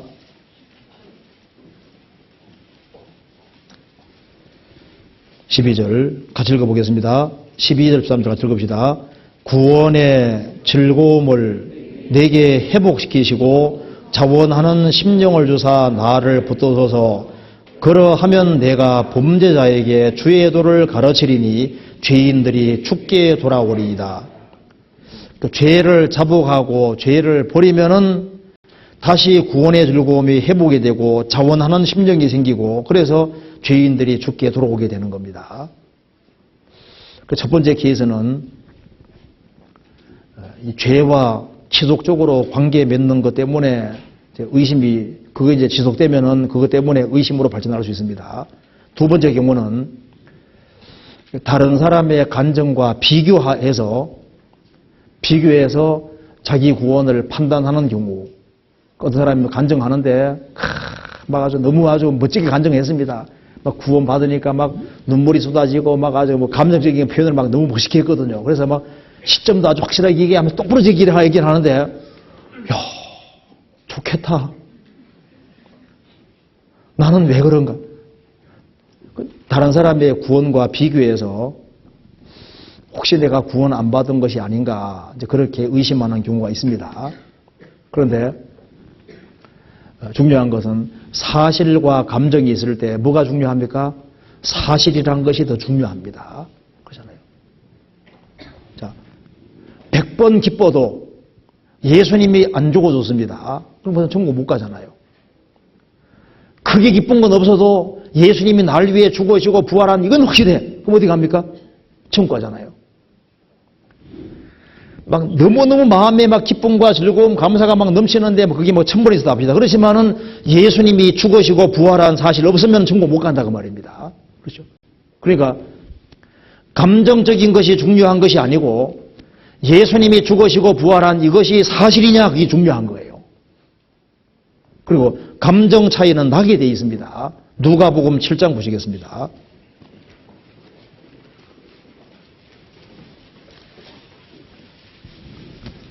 (7장) 41절.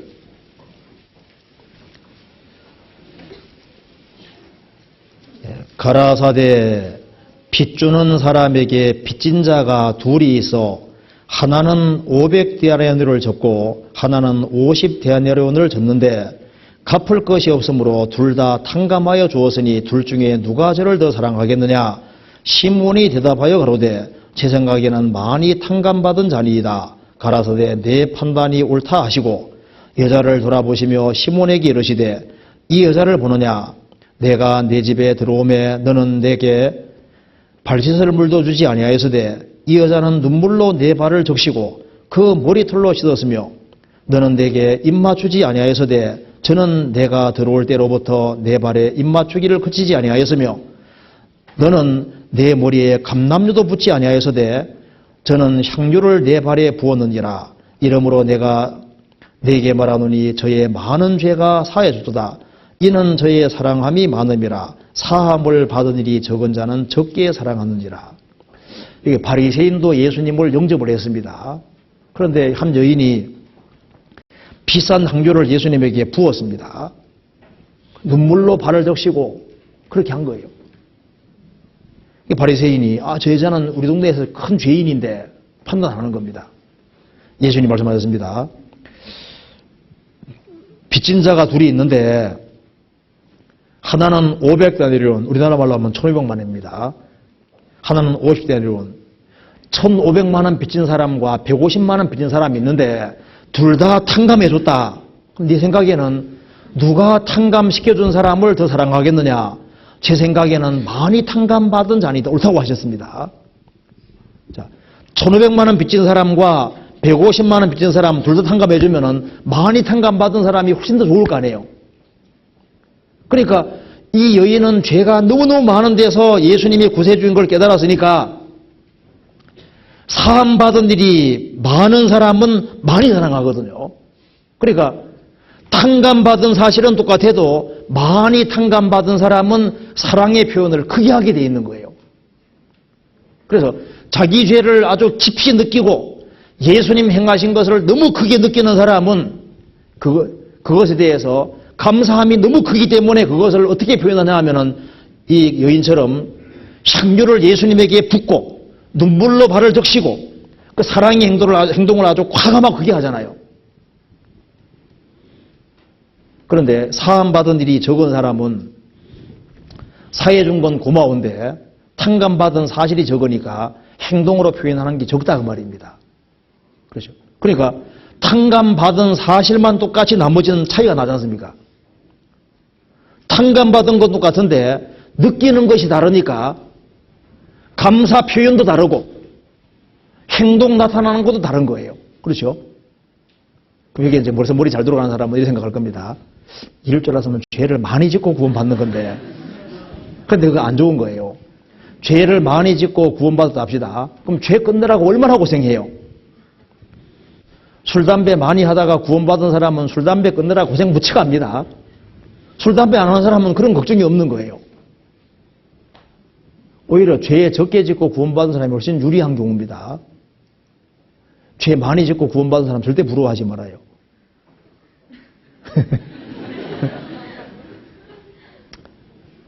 그리고 이제 어떤 사람은 심리적으로 좀 예민한 사람이 있어요.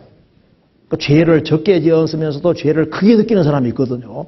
그 사람은 주님의 십자가를 깨달을 때 그걸 막 너무 감격해 하는 사람도 있다고. 그 사람은 별로 죄도 안 지었는데 마음속으로는 죄를 많이 지었는지도 모르죠. 어쨌든 간에 그걸 크게 느끼는 사람이 있거든요. 그러니까 죄에 대해서 아주 민감한 사람은 좀 크게 느끼는 거예요.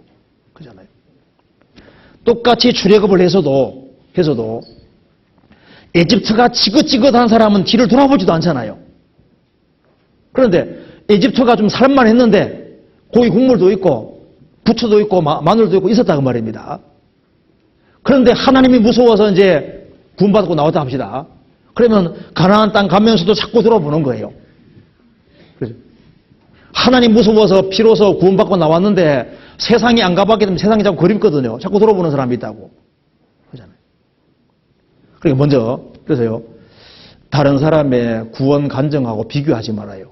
그리고 다른 사람이 구원받는 데 있어서 자기 구원받은 간증을 아주 막 리얼하게 얘기해가지고 구원받으면 이렇게 되는 거라고 어떤 틀을 딱 정하는 경우가 있어서 그런 사람은 구원받기 점점 어려운 사람도 있잖아요.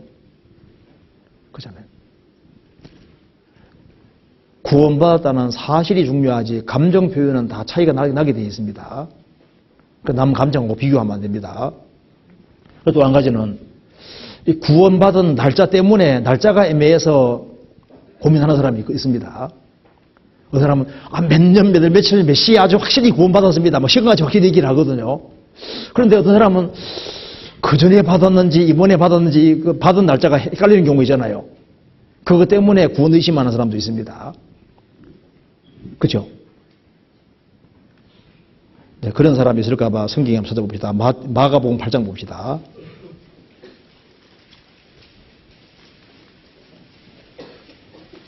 마가복음 8장 22절입니다. 베세다의 이름에 사람들이 소경 하나를 데리고 예수께 나와 손대시기를 구하거늘 예수께서 소경의 손을 붙드시고 마을 밖으로 데리고 나가사 눈에 침을 뱉으시며 그에게 안수하시고 무엇이 보이느냐 물으시니 우러러보며 가로되 사람들이 보이나이다. 나무 같은 것들에 걸어가는 것이 보이나이다 하거늘 이에 그 눈에 다시 안수하심에 저가 주목하여 보더니 나아서 만물을 밝히 보는지라. 예수님이 소경으로 있던 사람을 눈 떼어줄 때 대부분의 경우는 다 즉시 한 번으로 다 고쳐주죠. 그렇죠. 이 사람만 예외적입니다. 이 소경의 손을 붙드시고 마을 밖으로 나가서 막 눈에 침을 뱉으시고 그에게 안수하시고 왜 이렇게 했냐면 믿음이 좀 시원치 않은 거예요. 그래서 예수님께서 안수하셨는데 뭐가 보이냐 물으니까 나무 같은 것이 걸어가는 것이 보이나이다. 사람 같은 것들이 사람들이 보이나이다. 나무 같은 것들에 걸어가는 것이 보이나이다. 보이는 좀 희미하게 보이죠. 다시 안수하시니까 밝게 보이잖아요. 자, 그러면은 한 번으로 밝게 보는 사람이나 두 번에 걸쳐서 밝게 보이는 사람이나 보이는 건 똑같잖아요. 그렇죠? 어떤 사람은 몇 년, 몇 월, 며칠, 몇 시에 내가 확실히 구원받았습니다. 그 사람하고 그 한 번 들었을 때는 불확실했는데 그 다음 들으니까 좀 더 확실해졌고 세 번째 들으니까 확실하게 됐습니다. 그럼 이 사람은 언제 구원받은 거예요? 그게 두 번째인지 세 번째 헷갈리잖아요. 그 사람은 또 이제 네 번째 들으니까 진짜 확실해졌습니다. 진짜 확실하게 보이거든요. 그러면 언제요? 그 세 번째, 네 번째 헷갈린다고 말입니다. 중요한 건 보인다는 게 중요한 거잖아요. 그럼 어떻게 되죠? 눈이 떠지면 되는 거잖아요. 예수님에 대해 좀 막연했는데 집회를 자꾸 듣는 가운데 점점 확실해졌는데 아주 너무 확실해져 버렸어요. 이런 애매한 경우가 있다고 말입니다. 눈 뜨고 보이면 되잖아요. 보여요? 보이는 게 합니다. 그 다음 또 한 가지 질문, 또 한 가지는요. 어느 사람이 묻습니다. 참으로 회개했느냐? 근데 이제 구원받은 지가 오래돼가지고 참으로 회개했는지 그게 헷갈리거든요. 그때 내가 죄를 어떻게 느꼈을까 막 헷갈린다고 말입니다.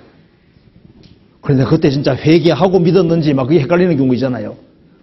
복음은 확실한데 내가 정말 회개하고 믿었을까? 그래서 이 회개를 참회라는 개념으로 이해하는 경우가 있습니다. 그래서 구원받고 신앙생활 잘하고 있는데 참회했냐고. 그 참회라는 것은 뭔지 아시죠?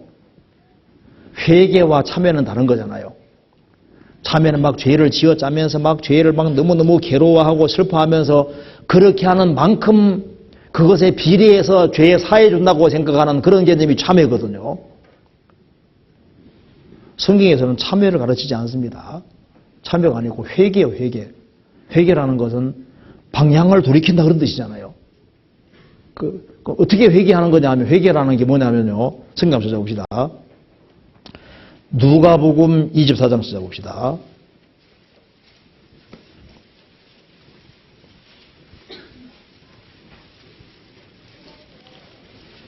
(24장)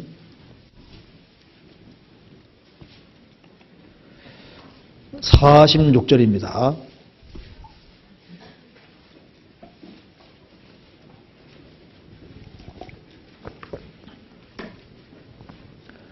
또 이르시되 이와 같이 그리스도가 고난을 받고 제3일에 죽은 자 가운데에서 살아날 것과 또 그의 이름으로 죄 사함을 얻게 하는 회개가 예루살렘으로부터 시작하여 모든 족속에게 전파될 것이 기록되었으니 여기에 그 이름으로 죄 사함을 얻게 하는 회개라 그랬죠.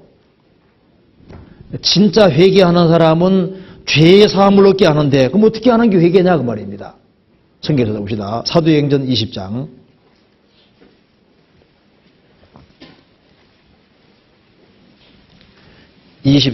21절 봅시다. 자, 20장 21절 같이 읽겠습니다. 유대인과 헬라인들에게 하나님께 대한 회개와 우리 주 예수 그리스도에 대한 믿음을 증가한 것이라. 이 죄 중에 제일 큰 죄는 하나님을 등지고 산 게 제일 큰 죄입니다. 생명 되시는 하나님을 등지고 사는 게 가장 큰 죄입니다. 그래서 사람이 회개라는 것은 자기가 이뤄진 걸 깨닫고 하나님께로 돌아오는 거예요. 하나님께 딱 돌아오면은 하나님은 거룩하신 분이기 때문에 그분 앞에 도무지 설 자격이 없는 거예요. 그러니까 길은 그 거룩하신 하나님 앞에 갈 수 있는 길은 하나님이 준비해 주신 예수 그리스도를 받아들이는 길밖에 없다는 걸 깨닫게 되는 겁니다. 그래서 하나님께 대한 회개거든요. 세상에서 제일 큰 죄는 하나님을 등지고 사는 게 제일 큰 죄인데 살아계신 하나님께로 진짜 돌이켜서 참 하나님, 살아계신 하나님을 진짜 발견하게 되면은 자기는 그 하나님 앞에 서지 못한다는 걸 알게 되는 거예요. 하나님을 확실히 깨달으면은 나는 이 죄로 인해서 심판받을 수밖에 없다는 걸 깨닫게 되고 그래서 어찌할까 하는 마음이 생기고 그러니까 당연히 구세주를 하게 되고 그래서 예수님의 공로를 딱 받아들이게 되는 겁니다. 그러니까 사람들이 교회를 다니지만은 하나님이 막연합니다. 이게 문제인 거예요. 하나님을 믿는 것처럼 보이는데 성경이 하나님이 아니고 막연한 하나님이니까 성경이 하나님을 딱 발견하면은 하나님 앞에 자기가 이뤄졌다는 게 명백한 거예요. 심판을 했다는 게 명백합니다. 그렇기 때문에 어떻게 할꼬? 그러니까 예수님의 완전한 공로 받아들이는 길밖에 없다는 걸 확실히 알 수 있는 거예요. 많은 사람이 교회 생활하지만은 하나님이 막연합니다. 이게 진짜 문제인 겁니다. 그리고 살아계신 하나님을 발견해도 그러면 죄를 어떻게 처리할꼬? 그러니까 날마다 회개 잡아가고 이렇게 또 생각하면 합당하지 않잖아요. 예수님이 완전한 공로를 딱 받아들여야 되는 겁니다. 그래서 구원받잖아요. 회개라는 그 개념 자체를 막 죄를 막 지어짜고 막 죄에 대해서 아주 심각하게 느끼고 많이 심각하게 느낀다고 구원받게 하는 게 아니지 않습니까? 예수님의 공로가 구원시키는 것이지 그 내가 막 쥐어짜는 게 구원시키는 게 아니거든요. 그래서 내가 그때 어떻게 회개했지 하면서잖아요. 내가 뭐 죄를 어떻게 심각하게 머리 생각해가지고 가물가물해가지고 다시 옛날처럼 만들어 보려고 막 고민도 해보고 이렇게 하면서 다시 믿어보려 하는데 다시 돼야 말이지. 그잖아요. 그래서 또 한 가지는요. 도대체 믿는 거냐, 내가 믿어지는 거냐, 그걸 헷갈리는 사람이 있어요. 진짜 믿을 때 믿어집니다. 근데 그 믿음이라는 개념 때문에 참 믿음이 뭐냐, 그거 헷갈려서 또 있잖아요. 헷갈리는 사람 있는 거예요. 내가 믿고 있는 것인지 안 믿는 것인지 헷갈려서 의심하는 사람도 있습니다. 그 믿음이라는 개념을 오해해서 그런 거예요. 대부분 경우 어떤 거냐면요. 이건 맞는데 하면서 꽁지 붙이는 경우 있죠. 이게 대가 문제입니다. 이게요. 이게 항상 문제가 예수님이 죽으시고 부활하시고 내 죄를 처리한 이쪽은 확실하다 하면 되는데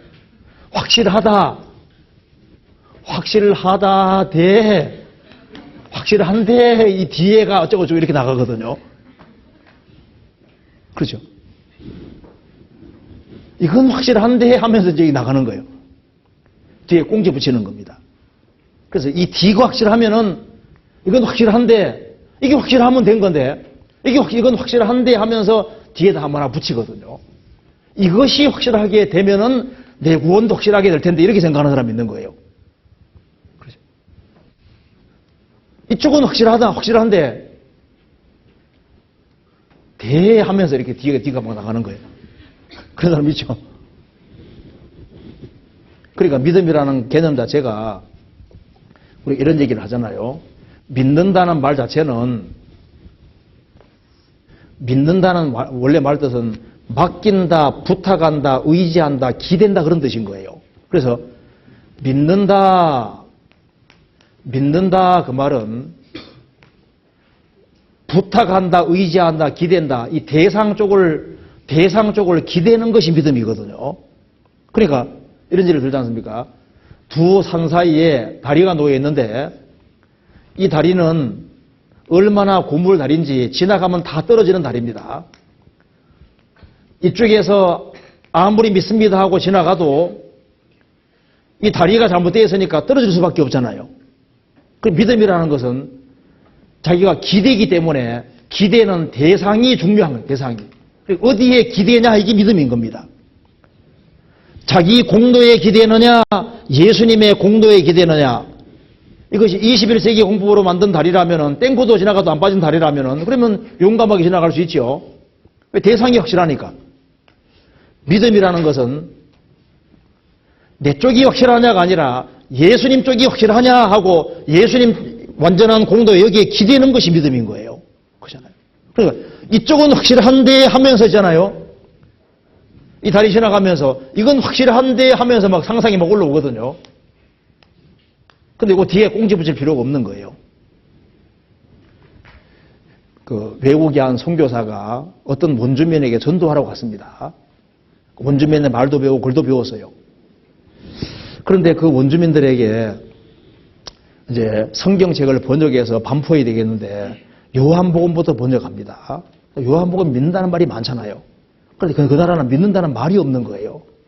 번역이 안 되는 겁니다. 그래서 전도는 했지만은 적합한 말이 없으니까 그 말을 찾는 과정에서 찾을 수가 없는 거예요. 그래서 원주민들이 말하기를 야 우리 사냥하러 갑시다 해서 머리 식힐 겸 사냥하러 갔는데 그날따라 사냥감이 많이 잡혔습니다. 원주민들이 말하기를 우리 사냥감 많이 잡았으니 다리 쭉 뻗고 쉽시다 그 말을 하더랍니다. 그 말 듣는 순간에 드디어 찾았다. 다리 쭉 뻗고 쉽시다. 그래서 요한복음에 나와 있는 믿는다는 말을 다 어떻게 번역했냐 하면은 저를 믿는 자는 심판을 받지 아니하는 것이 그것을 예수님께 기대고 다리 쭉 뻗고 쉬는 자는 심판받지 않은 거예요. 여기 다 번역했습니다. 그건 맞는 번역인 거예요. 영어로도 원래 빌리브라는 말 자체가 그 과거에는 트러스란 말이 들어가 있습니다. 이게 기댄다는 말이 들어가 있거든요. 요즘은 자기가 하면서 믿는다는 말도 하잖아요.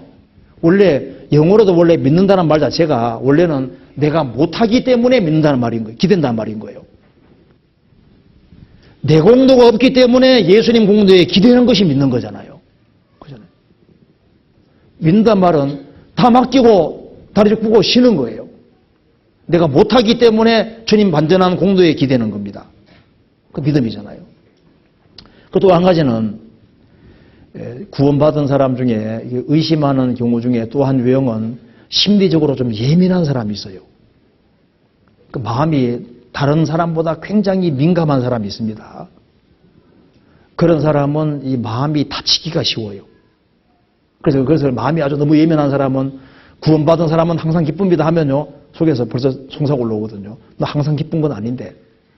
나는 혹시 구원 아닌 게 아니야? 구원받은 사람은 누구든지 고난이 있습니다 하면요. 나는 편안한데 어떻게 된 거야? 난 아닌 게 아니야. 뭐 이렇게 하잖아요.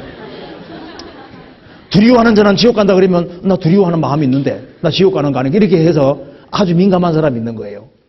제일 많이 이렇게 예민한 사람 중에 제일 많이 걸리는 고절이 두려워하는 자는 여기에 걸리거든요.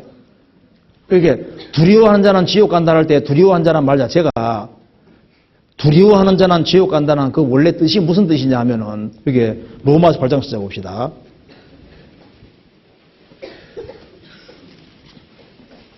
8장 여기에 15절을 말하고 있는 겁니다. 8장 15절에 너희는 다시 무서워하는 종의 영을 받지 아니하였고 양자의 영을 받았으므로 아바 아버지라 부르짖느니라. 이 교회에 다니면서도 자기 행위의 근거 의지에서 천국 가려고 하는 사람은 양심 깊숙한 곳에 항상 두려운 게 있는 거예요. 왜? 종이니까. 행위에 기대는 사람은 항상 행위를 잘할 수 있는 게 아니기 때문에요. 행위에 기대는 사람은 항상 두려운 마음이 있습니다. 그것이 구원 안 받은 증거거든요. 구원 받은 사람은 자기 행위에 기대는 게 아니라 주님의 완전한 공로에 기대기 때문에 그 무서워하는 종의 영과는 다른 양자영을 받은 겁니다. 그리고 하나님 자녀가 된 사람은 하나님을 두려워하는 마음을 갖는 것이 당연한 거예요. 하나님을 경외하라 그 말이 영어로 피어 두려워하는 겁니다. 그리고 구원받은 하나님 자녀가 하나님을 두려워하는 마음을 갖고 사는 게 당연한 거지 않습니까? 시편 119편 찾아봅시다.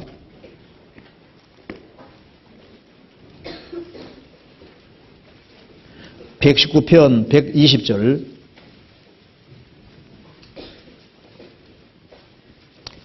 또 같이 읽어봅시다. 119편 120절 같이 읽겠습니다.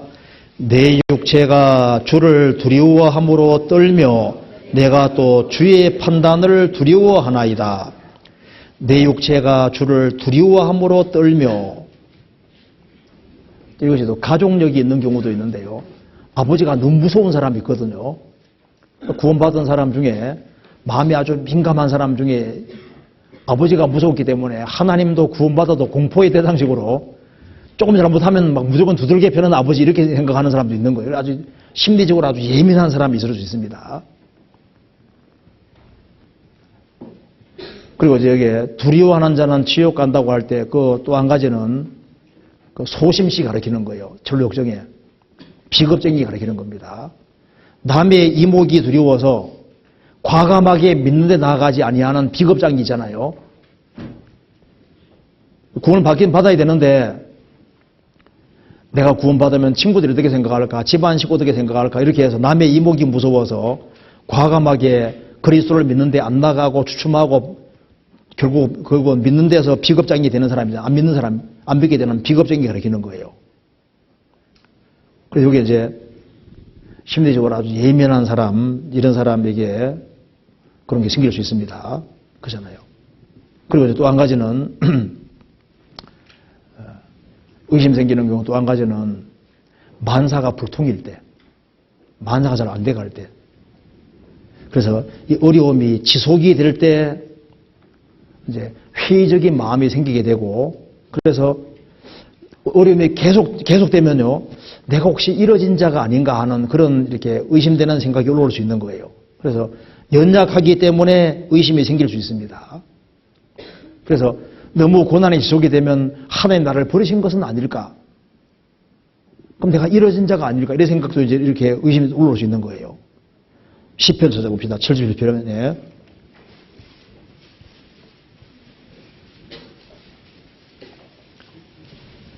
(71편) 2절입니다.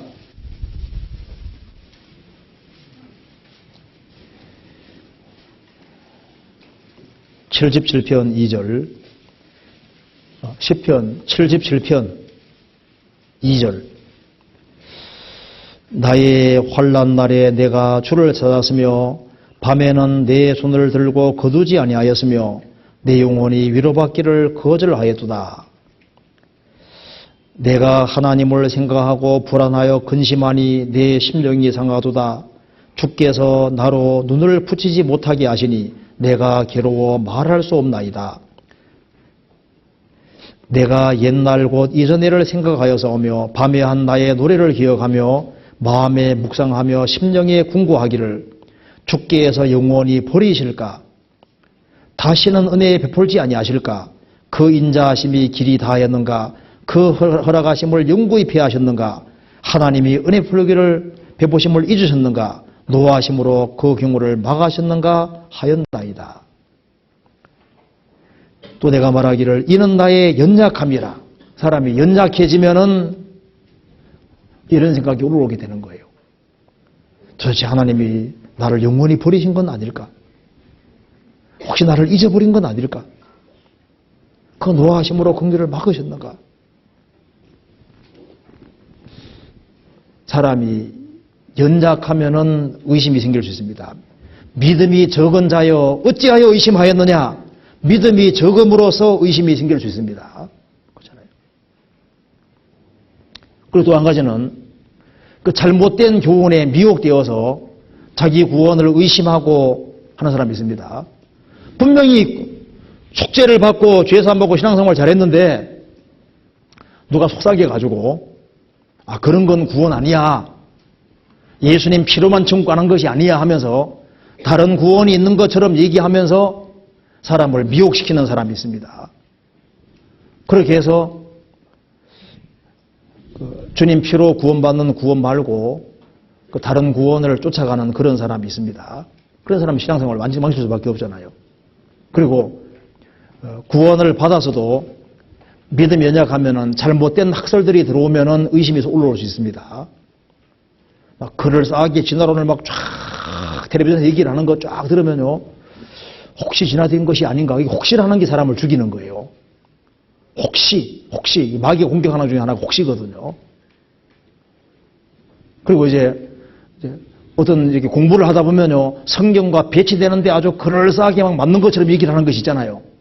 그러면 혹시 성경이 잘못된 것이 아닌가? 그러면 성경을 일단 불편하게 만들면은 그럼 자연스럽게 그러면은 내 구원 잘못된 것이 아닌가 이렇게 해서 성경 의심나게 만들고 구원까지 의심나게 만드는 그런 일이 있을 수 있는 거예요. 그래서 우리가 성경 말씀하기를 누가 철학과 헛된 속임수로 너희를 노력할까 주의하라 그렇게 돼 있잖아요. 그리고 이제 제일 문제가 제일 어려운 케이스, 중증 케이스가 바로 이 경우인데요. 구원 의심이 몇 년 동안 지속이 된 사람이 있어요. 이거 봅시다. 여기 이제 구원을 받았는데 구원 의심이 지속이 되는 사람이 있습니다. 지속이 돼서 받았어, 안 받았어, 받았어, 안 받았어 이것이 이제 계속 반복되는 사람이 있죠. 그래서 어느 때는 또 받은 게 확실히 했다가 또 확 뒤집어져가지고 또 안 받았어. 또 받았어. 이게 이제 뒤집어지는 사람이 있어요. 그래서 이 구원 의심이 오랫동안 지속이 돼서 이게 이제 오르락내리락 하는 사람이 있습니다. 그러면은 이제 어떻게 되냐 하면은요. 이런 사람 같은 경우는 구원 의심이 이제 지속이 되면은 주일 말씀 듣다가도 내가 이거 들을 때가 아니지. 전도 집회 들어야지. 하면서 전도 집회 이제 듣는 거예요. 그래서 전도해야 되는데 전도할 게 아니고 들어야지. 누가 엉뚱한 소리 하면 그거 아니요 이렇게 하면서 있잖아요. 정답 이거라고 얘기해 주면서 또 자기는 또 자기 의심하거든요. 그래서 이제 구원 의심이 지속이 되면 이제 따지는 사람이 되는 거예요. 따지는 거 좋아하는 사람이 따지게 돼서 어떻게 따지냐면은 자기 구원을 확실히 하기 위해서 이제 전도집회 첫날부터 따지네요. 에덴 동산 있어서 없었어. 노홍수 사실이 아니야. 조금 이제 의심되면 또 찾아보고 알아봐가지고 의심을 이제 제거시킵니다. 그렇게 하다가 4일까지는 잘 가요. 그래서 죄까지는 잘 가거든요. 죄까지 잘 가는데 이제 그 다음에 이제 내가 이렇게 의심을 다 해결했으니 그 다음에 이제 복음을 들어야 되는데 복음은 이미 알고 있거든요. 알고 있는데 이제 이 복음을 들어야 되는데 복음이 아주 확실하게 믿어지게 만들어야 되는 거니까 이제 이미 알고 있는 상태에서 들으니까 이게 믿어지게 만들려 하니까 스트레스를 받아야 안 받아요? 받으니까 복음 들으면서 스트레스를 받네. 그러니까 복음 듣고서 좋은 것이 아니라 스트레스를 받으니까 나는 진짜 구원이 아닌 거에 생각이 든다고 말입니다. 그럼 다시 따지는 거예요. 그러다가 복음 들으면 이미 알고 있는 걸 제가 믿어지게 만들려고 하니까 이게 컵이라고 잘 믿어져야 되는데 뭐가 탁 와닿고 믿어져야 되는데 믿어지지 않거든요. 그러니까 이제 의심이 더 커지네 이제. 그다음에 나중에는 목욕 제기까지 합니다. 여기까지 다 하면서 아주 이제 나쁜 생각도 안 하고 아주 이제 하나님께 잘 보이려고 별수를 써도 또 들으면 스트레스 받거든요. 그래가지고 이것이 이제 계속되는 거예요. 그러다 보면 이제 어떻게 되냐면은 이게 지속이 되다 보면은 속에서 회의가 생기는 거예요. 도대체 하나님이 계신 거예요, 안 계신 거예요? 도대체 성경이 하나님 말씀인 거예요, 아닌 거예요? 도대체 믿는 게 도대체 뭐 이렇게 된다고 말입니다. 나중에 모든 게 헷갈리게 되는 거예요. 그래서 이제 마음을 막 헤집어 놨으니까 마음을 이제 복잡하게 만들어 버렸네요. 그래서 나중에 이것이 이제 심해지면은 이제 아무것도 못 하네요. 반박도 없어지죠. 이제 지옥은 안 가지 말아야 되겠고, 구원은 받아야 되겠고, 또 복음은 아는데 이거 어떻게 믿어지게 하는 방법을 깨우쳐야 되겠는데, 이렇게 해서 헷갈리게 된다는 거예요. 그래서 이것 때문에 고민을 계속 하다 보면은 나중에는 병이 들 수도 있어요. 병. 그래서 나중에는 이제 구원 의심이 병으로 발전해가지고 사람이 영혼 몸이 있잖아요. 영이 있고 혼이 있고 몸이 있는데 구원 의심을 이렇게 지속하게 되면은 몸이 병드는 것처럼 이 사람의 혼 속에 그 생각과 심리 같은 것이 있는데요. 여기에 몸이 딱 상처받는 것처럼 생각도 큰 상처받고 심리도 이게 큰 상처 같은 거 받을 수 있어요. 그러면은 생각이나 이 심리 같은 거에서 상처를 이제 크게 받으면은 그러면은 어떤 일이 생기냐면은 구원 문제에 대해서는 노인의조가 비슷하게 걸려가지고 다른 데는 멀쩡하다가 구원 문제만 나오면은 자기가 있고 내가 구원받은 게 맞아 하면요 뒤에서는 옆에 뭐 하나 가짜 자기가 하나 생겨 있거든요. 그래 못 그랬어요 합니다. 가짜 자기 비슷한 게 생겨가지고 맞기는 뭐 맞아 이렇게 말하면서 있잖아요. 공격하는 자기가 있는데 자기가 아닌 반대 자아 비슷한 게 하나가 생겨 있어서 다른 문제는 문제 없는데 구원 문제만 들어가고 복음 문제만 들어가려고 그러면은 공격하는 제3의 자아 비슷한 게 하나 생겨 있다고 말입니다. 그래서 이제는 과제가 어떻게 됐냐 하면은 이거 없애는 게 과제인 거예요. 이것이. 이걸 없애야 되겠는데 이걸 없애줘야 말이죠. 그래서 이것은 싸우면 싸울수록 점점 커지거든요. 이게 안 없습니다. 이게 제일 좋은 게는요. 내버려두면 제일 좋아요. 내버려두면요. 니는 떠들어라. 나는 믿고 살아간다고 살아가 버리면 그냥 약해지는데 이걸 없애려고 노력하면 노력할수록요. 없어지는 게 아니거든요. 이걸 점점 강하게 키운다. 그러니까 내버려두면요. 시간 지나가면 거의 다 풀려버려요. 그리고 이것이 너무 크게 작용하면은 병원에 가서 약을 조금 먹는 것도 좋아요. 구원 의심증 해가지고 있잖아요. 그런 비슷한 심리적으로 약간 이렇게 충격받아가지고 이제 약간 약을 먹어가지고 그래서 이걸 약화시킬 수도 있거든요. 그래서 마음을 좀 안정화시키는 게 더 좋을 수도 있어요. 근데 이게 이제 오래되면, 그래 구원 의심은 가지고 있는 게 아닙니다. 이게 오래되면 이게 나중에 이것이 신앙생활 하는데 굉장히 장애되게 만들 수 있는 거예요. 그렇잖아요. 그 약 좀 먹어도 괜찮아요. 그렇게 해서라도 이걸 딱 무시하고 담대하게 이렇게 사는 것이 필요합니다. 그렇잖아요. 그래서 구원의심이 지속이 된 경우는 심리적으로 이것이 구원 때문에요. 이게 다 타격받게 되면 휴거 얘기만 나와도 이제 기겁을 하는 거예요. 여기에 계신 분 중에 구원 안 받은 사람이 있을지도 모릅니다 하면 자기가 막 직격탄을 맞거든요. 설교 좋다가 좋았는데 그 얘기 나왔다 하면 이제 그날 설교 망치는 거야, 자기는. 저 내보고 하는 소리구나. 알고 하는 소리구나. 이렇게 하면서요. 자기 스스로. 그러면서 그런 얘기 나올 때마다 공격하는 뭐 하나가 딱 생겨 있다니까요. 그 자기가 오랫동안 길러놓은 겁니다. 구원의심이 지속되면요. 잘못하면 제3의 자아를 자기가 길러놓을 수 있는 거예요. 이게 자기가 우리 길러놓은 거거든요. 그래서 다시 구원받게 되질 않아요.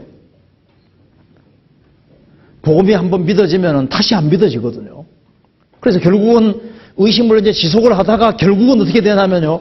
아무리 해도 안 되니까 그럼 예수님 내 때문에 죽고 부활해 나보고 어떻게 하는 소리란 말이냐 이렇게 나온다니까요.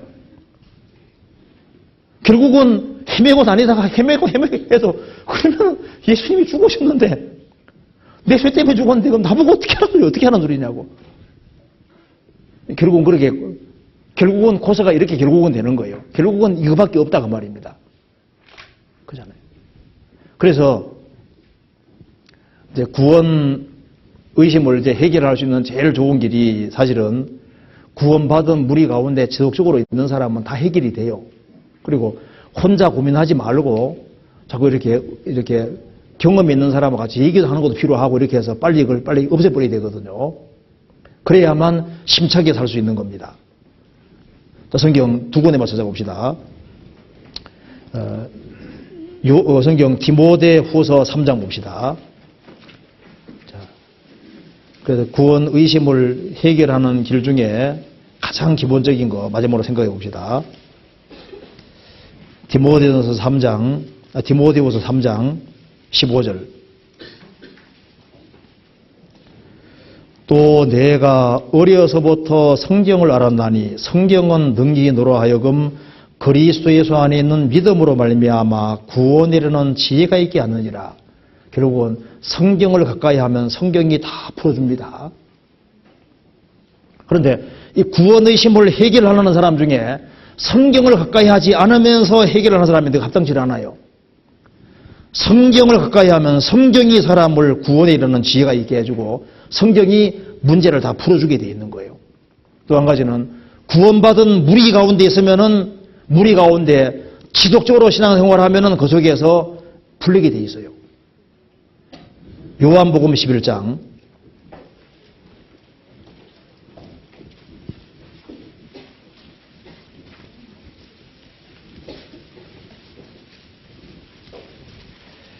11장 44절입니다.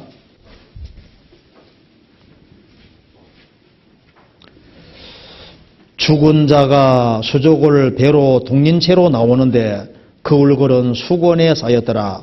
예수께서 가라사대 풀어놓아 다니게 하라.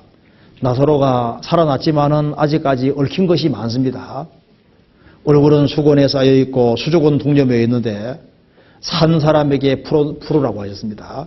그래서 하나님의 생명으로 거듭난 사람들이 있는 무리 속에서 수건도 거치게 되고 수족이 이렇게 풀리게 되는 거예요. 그리고 여러 가지 의문되는 것도 다 풀리게 됩니다. 이 주 안에 살아가는 가운데 자연스럽게 다 풀리게 되는 거예요. 그렇지 않습니까? 그리고 이제 신앙이 이렇게 성장하는 쪽으로 나아가야지 그런 갈등에서 해소가 될 텐데 신앙이 성장하지 아니하고 퇴보하는 길을 택하면은 퇴보하는 길로 들어서면은 성령께서 마음에 갈등을 불러일으키신다니까요. 그리고 바르게 안 살아가면서도 갈등이 안 생기면은 그것이야말로 진짜 위험한 거고 그것이야말로 하나님의 생명이 없다는 증거가 될 겁니다. 그리고 괴로워하는 그 시간에 의심하고 괴로워하는 그 시간에 더 기도하고 더 말씀 붙잡고 더 부지런히 자기 일을 하는 것이 필요할 거예요. 그렇잖아요. 그래서 오늘 구원의 확신과 구원의 의심에 대해서 여러 가지 유형에 대해 같이 생각을 해봤습니다. 그런데 제일 중요한 것은 이렇게 구원 의심이 지속이 되는 경우 있잖아요. 그래서 뭐 집회만 내려달라 막 들으면서 확실하게 하려고 하는 사람들, 그 지속이 아주 오래된 경우 같은 경우는 그런 것은 상담을 해서 빨리빨리 푸는 것이 좋을 거예요. 그리고 그렇게 해도 어려우면은 그래도 이것이 약간 심리적으로 병적으로 돼 있으면요. 병원에 가서 좀 약을 먹고 좀 안정을 시키면서 그렇게 하면요. 또 빨리 될 수도 있어요. 빨리빨리 해결될 수도 있거든요. 그렇게 해서 자기 구원 문제가 좀 이렇게 말끔하게 해소가 되면은 확신 가지고 더 힘차게 열심히 살아갈 수 있을 것 같습니다. 같이 기도하시겠습니다.